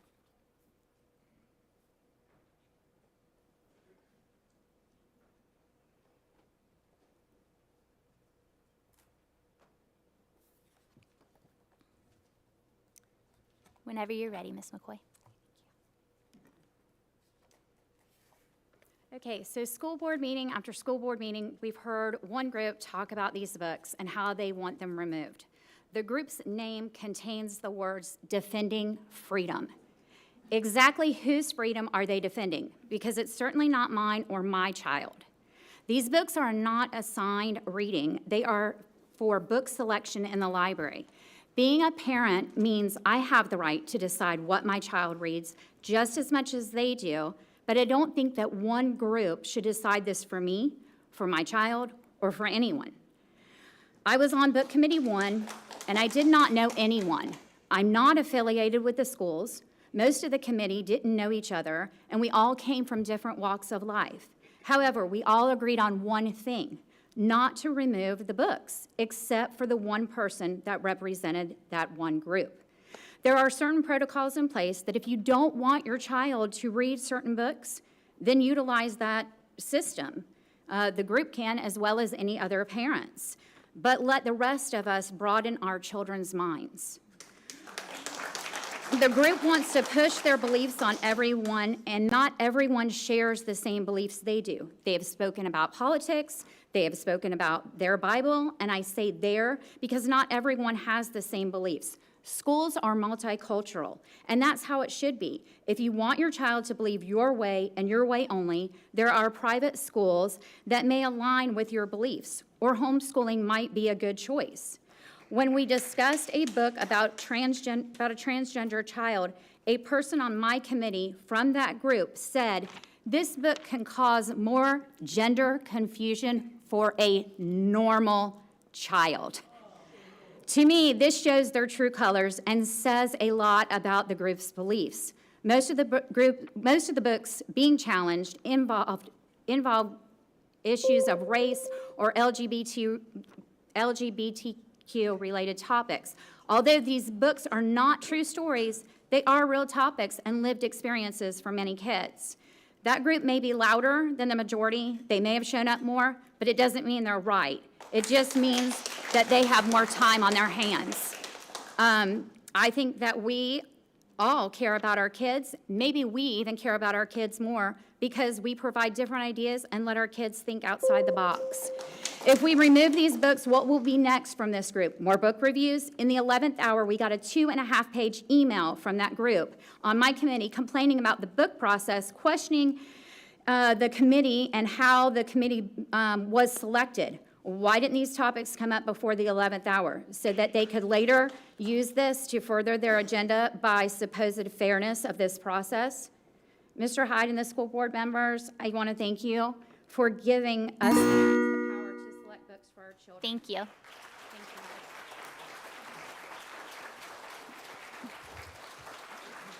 John Ruffin, and on deck is Lindsay Person. Mr. Ruffin, when you're ready. Good evening, august school board members. I have a prepared statement that I'd like to read to you all. It says, "We, the concerned citizens of Polk County, concerned citizens of Florida, Stakeholders Coalition on Voters' Rights, come this evening to let our voice be heard in support of intellectual freedom. More specifically, we, number one, support the book selection process used by Polk County Public Schools. Why? Number two, the selection process is guided by educators who have dedicated themselves through formal academic training in understanding the reading needs of students in Polk County K-12 system. Number three, research has proven that children who are exposed to a variety of print literature and have access to a variety of information resources are better critical thinkers and problem solvers. Therefore, tying the hands of the educators in doing what they have been professionally trained to do will limit our students' ability to become critical thinkers, thinking leaders in our community, as well as contributors to solving problems in our community. In closing, where intellectual freedom has been limited, dictators have risen, and innocent people have died because limits on intellectual freedom closes the minds of people." I have a few minutes. So in closing, I'd like to say this to you all. You all are doing an outstanding job. Mr. Hyde and all of the school board members have been beat up on lately by a faction here locally, and I'm just going to go on and speak to it. Shame on you, faction. Please face us. Shame on you, because they're doing a great job, and they've been held hostage by some of these local groups. Allow them to do what they've been trained to do. Mr. Hyde was hired because he possesses the competencies to do his job. All of you were hired, in essence. You were vetted by your constituency to do the job that you do. And I hear even things like some of you that are seeking re-election are being threatened that if you don't comply with what that you've been asked to do by this faction, that they're going to vote you out. Shame on the people that are making those threats to you all. So I say to you, keep doing what you're doing, stand boldly and do your job, because you're doing a great job. Thank you. Thank you, Mr. Ruffin. Lindsay Person. And on deck is Kathy Bucklew. Hello. Madam Chair, members of the board, Mr. Hyde. I'm here, as many of you know, I wear a lot of hats in the community. I'm here today as an academically trained librarian and a former school librarian. I also had the privilege of serving on one of the review committees. So I do want to thank you all for the process you put in place. I had my doubts at first about the way the challenges were being handled, but I do appreciate the protection of staff and other school members from any sort of legal repercussions that we initially thought they might come across. I want to say, and I'm going to try not to repeat things that other people have said in the interest of time, but libraries are for everyone. And that's what libraries are here for. I heard today about an opt-in process, which I think could certainly hinder some folks from having access to materials that they might otherwise not be able to have. There's one other point I highlighted in one of our committee meetings that I want to emphasize here as well. Self-selection, as with all library books, means that you can also deselect. If you grab a book and you don't like it, or you are disturbed by the content, you return it. You can stop reading it. That's how that works. And I think that that's why libraries are such an important space for our students to have access to and to have full access to. So I thank you all for the process. I thank you for the time. And of course, I also thank other committee members and other members of the community for giving so much of their time. So libraries are for everyone. I will say that again, and I appreciate, like I said, I will not repeat others, so thank you. Thank you, Lindsay. Kathy Bucklew. And on deck is Jo Ellen McPeak. Good evening. Thank you all for taking this process very seriously. It is important. I'm not here to talk about the process or the books. I'm here to challenge you to do something that takes a lot of courage, that we could be the first school board in our state to advocate to the Department of Education, the governor, and our legislator for a rating system for library books in our schools, similar to CARA that does the rating system for movies. It would make things easier for policy, for decisions for librarians, for choices for parents, for selections for different age groups. And I just want to make that recommendation to you, and I hope you consider it. Thanks.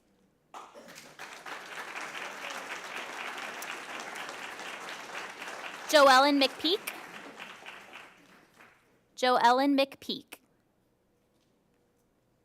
Final call. Next will be Isabel McKenzie.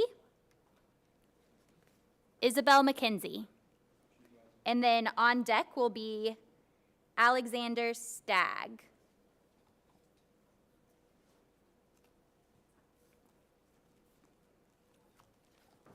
Whenever you're Good ready. evening. Thank you so much for the opportunity to be able to speak here today. First of all, I'm a retired teacher, 30 years. I work for Polk County as well as for the charter schools as well. And I'm a parent as well of 2 boys, 2 grown boys. And I have to say that I'm an avid reader. And yes, I do believe that there needs to be some diversity in books and in literature. You know, I may like certain things like, you know, novels like romance, or I may like also some topics such as some poetry, and I like mystery, and not everyone's going to like what I like. I'm aware of that. And yes, some children should like to read bugs, may like to read about a little bit about government and things of that nature. So I believe in that, absolutely.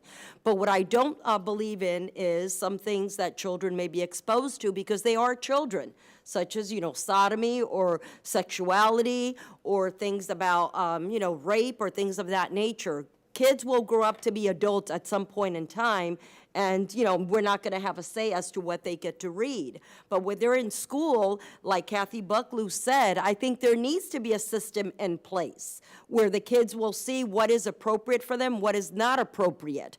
I do think that there's a time when kids, as they grow older, they will make those decisions. But while they're at school, yes, they need to be educated. I believe in that. And yes, they need to make friends. I believe in that. Teachers need to teach as well. But please, you know, when I was a teacher, we were only allowed to show movies that are rated G. We're not allowed to show movies that were PG. As a matter of fact, once in a while when we had a good movie, there might be one little word that wasn't appropriate. We had to send a letter to the parents, and they had to agree that all the students were allowed to watch that movie that was PG, okay? So why did we do that? Because we need to protect the minds of our children. We really need to do that. Kids need to remain innocent. They really do. And my child, when he was in 5th grade, his teacher said he read at a high school level. And she said he needs to stop reading these baby books. He needs to start reading the high school books. And I said, my child is 11 years old. I will not let him read those books in high school, knowing the content of some of those books in high school. So I made sure that I picked books for him that he would be interested in, but they were at his level. Again, why? Because I knew one day he would become an adult, and at that point, I may not have as much control, and he will decide. But please, please, please keep, and I think it doesn't matter whether you're black, white, because I'm white, I'm black, I'm Chinese. It doesn't matter where you come from. Children, whatever they put in their minds, their hearts, comes out, goes in, will come out. So we need to protect that. Please love our children, protect our children. Thank you. Alexander Stagg.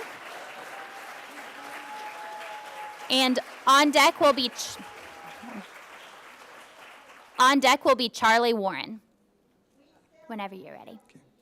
My name is Alexander Stagg, but I'm mostly known as Alex. I'm a citizen and resident of Lakeland. I'm a father, grandfather, great-grandfather, and even aside from these books that we're talking about, I'm concerned about the future of our children and everybody's future. I'm not opposed to proper introduction of valid ideas and ideologies and discussion of such things. I'm not opposed to those things at all. I am opposed to pornography. I was affected by pornography as a child, and it really screwed me up for a long time. And I think that if you really want to protect the children, you have to at least use an opt-in process. An opt-out process will not protect them. Thank you. Thank you.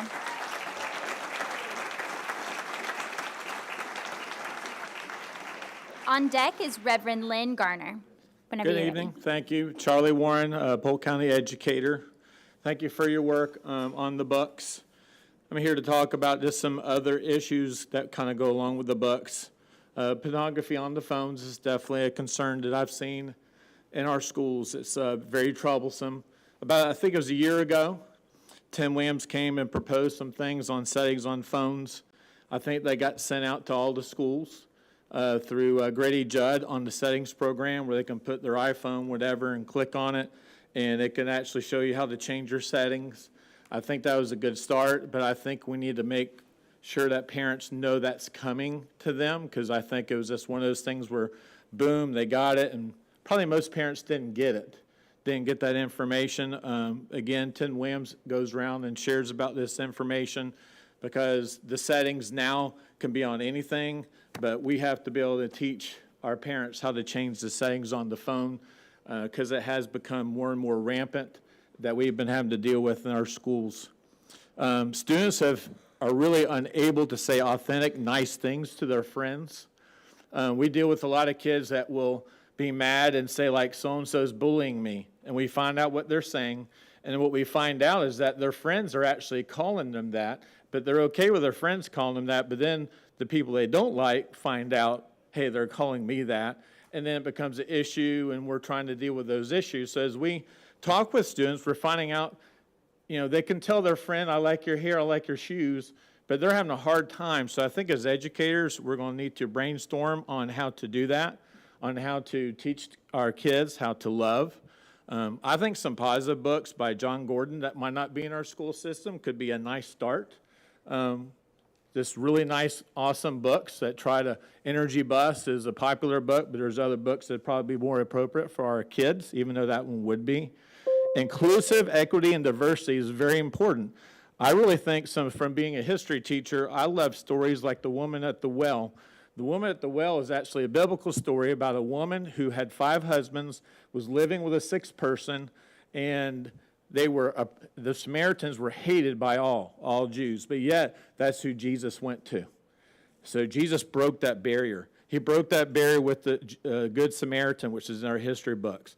Jews and Gentiles broke the barriers, which takes all nations, all humans, one race, many cultures. One of the most famous churches that was done by Apostle Paul was in Antioch, where you had many ghettos all throughout, but yet you had one church together. So we can do that here in Polk County schools. It might be a good idea to bring some of these ideas back. Maybe these are some opt-in books that we could bring in that could give kids a choice to look at. God bless you. Take care. Thank you. Reverend Lynn Garner. Reverend Lynn Garner. And on deck is DJ Ross. Good evening. Wonders are many, and none is more wonderful than man. These lines from the play Antigone were written by the Greek Sophocles around the year 441 BCE. The reason I'm able to quote from this engaging and disturbing play is that throughout the ages it was valued by scholars and ordinary people enough to preserve it and hand it down to us so that I was able to read it in 9th grade English class. It's a quotation that has stayed with me throughout my life, even as the play provides, to say the least, a cautionary tale. And the times in which the play was written were as unpredictable as the times in which we live. Just 10 years later, the Athenians and the Spartans went to war in a conflict that would last 27 years, the Peloponnesian War. We humans are both the most marvelous creatures in all creation and the most destructive. We have potential for both greatness and horrible cruelty. Our children must be exposed to the full measure of humanity in order to simply live wisely in this world. I have the utmost respect for those of you who serve on this board, even those of you with whom I often disagree. You are the most important elected officials in our country. It's not the county commissioners, and it's not the mayors, it's not the sheriff, don't tell him. It's not even the president of our country. You have the power to shape our future with your decisions on what our children are taught. Mr. Hyde, you are the flag bearer of this group of brave people who volunteers who sit through all of these meetings, the work sessions, and everything else you do, and not only manage to make a difference in children's lives, but you shape the future. You are the champions of the teachers who face the future in the faces of our children, or not. Today I learned that our governor has signed a bill entitled the Victims of Communism Day, which will require teachers to spend at least 45 minutes every November 7th remembering those victims. Aside from the sheer political groveling of this latest interference in our schools, and no disrespect to Cuban refugees, I'd like to ask the question, what day is being set aside in Florida for the victims of slavery and Jim Crow Day? What day is being set aside for Native American Genocide Day? What day is being set aside for Trans Girls Who Love Sports Day? I realize that you, the board, have your hands tied on some of these issues. However, I also would say that sometimes the hard decision is not to accept the inevitable unfair law, but to fight back in the courts. I therefore urge you to join with other districts in lawsuits against those decisions that adversely affect our children. You, the members of our board, must think deeply on how to protect our children against the fear of wokeness. Children are born woke. It's your job to help them stay that way. Thank you. Thank you. DJ Ross? Madam Chair? Madam. Yes, Superintendent Hyde. Superintendent Hyde. I'm waiting for the mic to come on. With respect, the piece of legislation that was just immediately referenced is a 23-24 implementation, but it is effective upon the governor's signature, but it's not expected to be implemented until the 23-24 school year. Thank you. And on deck, we will have Bob Nickel. Whenever you're ready, Ms. Ross. Good evening. After watching the last few board meetings, I felt a need and a desire to speak before the board tonight. I have found the past public commenters to be rude, belligerent, bullies, and threatening to all of you with their comments and their demeanor. I'm astounded at their behavior. Are they setting good examples for our students? I think not. Would this type of behavior be acceptable for our students or staff at a school? Not in the least. This type of behavior would not be tolerated or accepted as defined in our student code of conduct. I wanted to be here tonight to personally thank you for your time, your service, and your support you give to our students and the Polk County Public School employees. Have I always agreed with all of your ideas, your opinions, your votes? No, not in the least. However, never once would I have considered coming before you, yelling at you, pointing my finger at you saying, I'm watching you or we're coming after you, throwing books or papers on the floor in disgust with you. Never. I am retiring at the end of this school year after 38 years of service in Polk County Public Schools.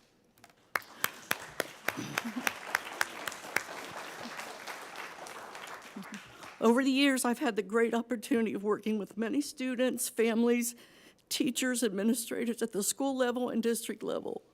I see on a daily basis the dedication, the love, and the support all of these people give towards our school district and students and staff. I guarantee you that many of these bullies that have addressed you in the last few board meetings have not stepped their foot in a school to truly see what's going on, how our students are loved, cared for by our school staff. So in closing, just a simple thank you. Thank you. Bob Nickel, and on deck is Sharon Miller. Whenever you're ready. Please don't touch the mic. I promise they'll pick you up. Oh, I'm sorry. My name is Bob Nickel. I'm an ESA inclusion teacher at Boone Middle School in Haines City. And I come here tonight because I just wanted to say thank you to this board and to this superintendent for having the courage to stand up for what is right. The majority of people in Polk County support you. Tonight, we have people from... Enough. Tonight, we have people from all over the county who support you. Davenport, Solavita and Poinciana, Winter Haven, Lakeland. They're here to support you, our teachers, our schools, and we need that support. We don't need to be called groomers. We don't indoctrinate students. We give them a shoulder, a safe place. We call parents. We teach. We need to make teaching a career that people want to get into. We don't need chaos. We need peace. Thank you. Sharon Miller. And on deck is Robert Goodman. Whenever you're ready. Superintendent Hyde, school board members, thank you for your service. Thank you for your time. I come before you this evening to share 2 points. First, many frequently challenged books help people to get a better idea of the world and their place. And secondly, books are a portal to different life experiences, and reading encourages empathy and social emotional development. At a very young age, I had an experience with the Ku Klux Klan, the KKK. My grandmother and I were uptown, and at a young age, I was a reader, and I just naturally assumed that they were the hood milkmen. So as my grandmother and I are walking uptown, I began to call out to them. I could feel my grandmother's body begin to shake. Her putting her hand over my mouth and dragging me into a store that had the hood handle on the door.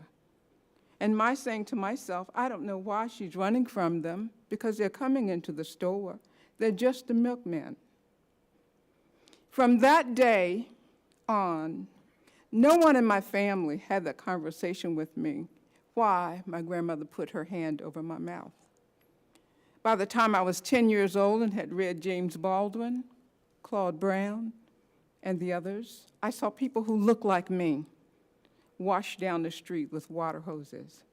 By that time, I knew I'd had enough. So, fast forward to my graduate years. A cohort of 18 PhD students, I'm the only African American in that PhD program. I had one of my peers to give me the bluest eye. I met Piccola Breedlove, who too had an issue, but I was more fortunate because I had books that I could access to help me process that. I had a community that embraced me.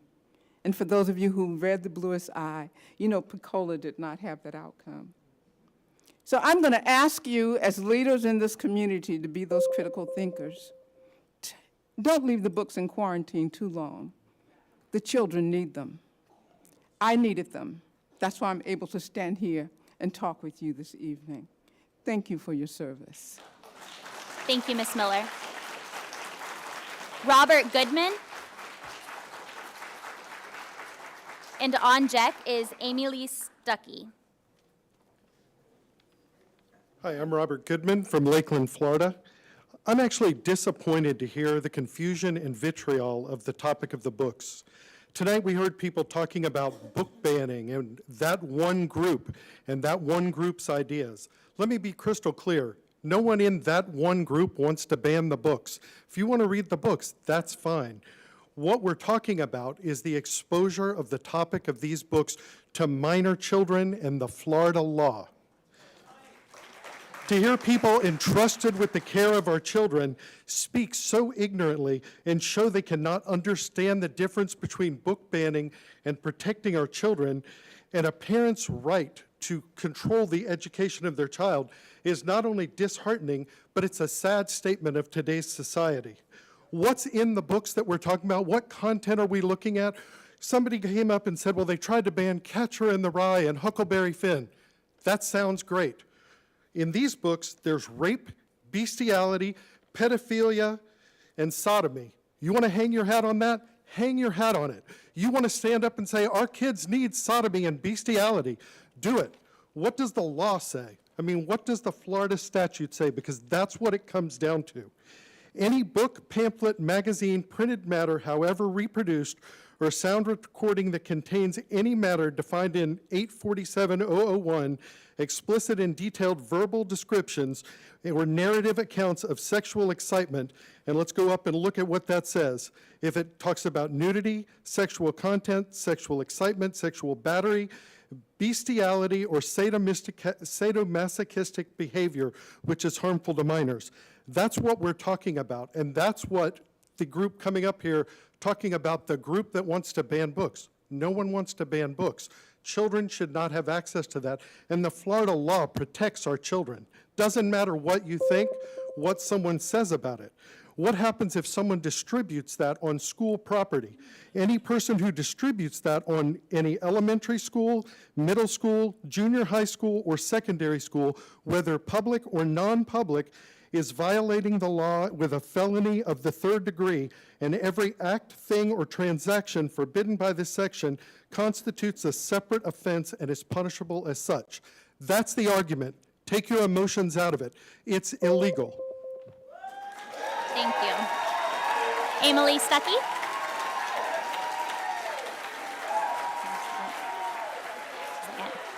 On deck. On deck is John Freed. Can I move this a little? Stop. Okay. Please begin. Thank you. Good evening, Superintendent Hyde and school board members. I had prepared a speech, and then while I was waiting outside, I saw the press release that you had come to a decision regarding the books, the book review committees. Oh, and by the way, my name is Amy Lee Stuckey. I'm a citizen or a resident of Lake Wales, and the mother of 2 school-aged children. And so I came here with my prepared speech, and then I sat out there and prepared another one, but I have to just speak from my heart. I was the child, lights went out at 9 o'clock in our house. My dad had to get up early. But I was the kid under the blankets with the flashlight. And then my mom would come and find me at 1, 2 in the morning, and she would gently, because she was just like me, make me put the book away and make me go to sleep. And of course, I woke up exhausted every morning because I was a bookaholic, okay? And I'm admitting that all to you now. And so my parents would tell me, go outside and play. And so what I did was I went outside and I built a fort. I threw the remnant of a rug down there, and I laid there and read books. So I was outside, I was satisfying everyone. And the books that I read were books about, they were biographies about Florence Nightingale and, Clara Barton and Benjamin Franklin and Abraham Lincoln. And the speaker who talked about getting We Lost to Kill a Mockingbird, they took that out. And books like Across 5 Aprils and Where the Red Fern Grows, all these beautiful books that I spent hours reading, and I was transported to other places. But I never read anything that we're talking about getting rid of in these books. One time I snuck into my mother's books, and I read Edgar Allan Poe, The Pit and the Pendulum, Annabelle Lee, The Raven, all of those, and then I had nightmares for weeks. And Mama said, that's what you get for not reading the books that you were allowed to read. So what I say is, thank you for giving the power to parents to decide what their children are going to read.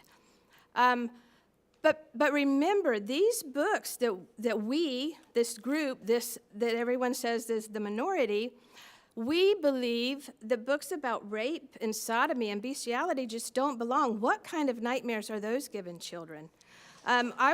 Children should be transported to foreign lands and learn about other cultures and other people and be exposed to all types of things, but not that garbage. And so I thank you for what you've done, and I hope that when you implement this program, that your policy will help those children whose parents aren't engaged. The parents who don't care about their children's education, be mindful of those parents. And so make sure that the policy that's implemented involves informed consent. Thank you so much. Jonathan Freed. Jonathan Freed.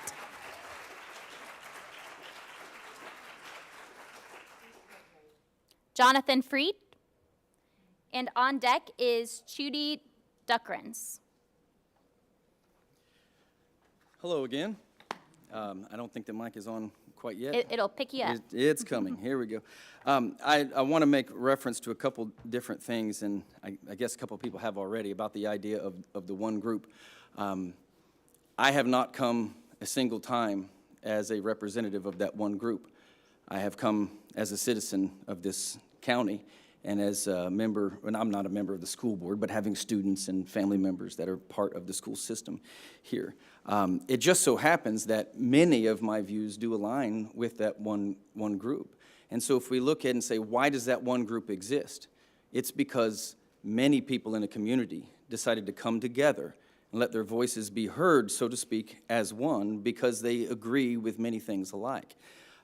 We see that take place over a lot of different issues, and it's a powerful thing, and it needs to take place, and I'm glad it's taken place. I think it's also appropriate to recognize that when people come up and speak, they are individuals speaking, and although they may reference a group, and although they may be coming from a group, they stand here as an individual and speak. Today, many people wearing red shirts. You can't say that everybody wearing a red shirt is part of the PEA. They might be, but just because they're wearing a red shirt does not mean they officially represent the PEA. It would be inappropriate for us to take the words of that one individual and smear it across that whole group every time. But I do want to reference something that was said by our PEA. A couple different times today, making statements to the issue at hand and being discussed for so many months and taking so much time with committees as being a distraction. I find that term very harsh. In recognizing this, another PEA member stating this: I have never seen this strong of a movement. Now, they went on to say for banning literature, which we've been corrected, that is not taking place. There's no banning of literature. But the statement was, I've never seen this strong of a movement for banning literature in our schools. That is a very, very powerful statement by one of our PEA members. There is a strong community movement concerning this issue. I think it's wise for community members to come together in the things that they agree with. It should be recognized as, since there is such a strong community movement, I hope it is recognized from this board that, wow, maybe our community really is engaged in what's happening in the school system, instead of the accusations to say that most people have no clue what's going on. The fact that hundreds of people have shown up over the last few months say that the community is engaged with the issues that you guys have on your table. I do think you have an incredibly difficult job. I would warn anybody that's running to come and take any seats that are here. They are going to be faced with this same incredibly difficult job, and I hope everyone treats you kindly in the process. Thank you. Trudy Duckrans. Trudy Duckrans.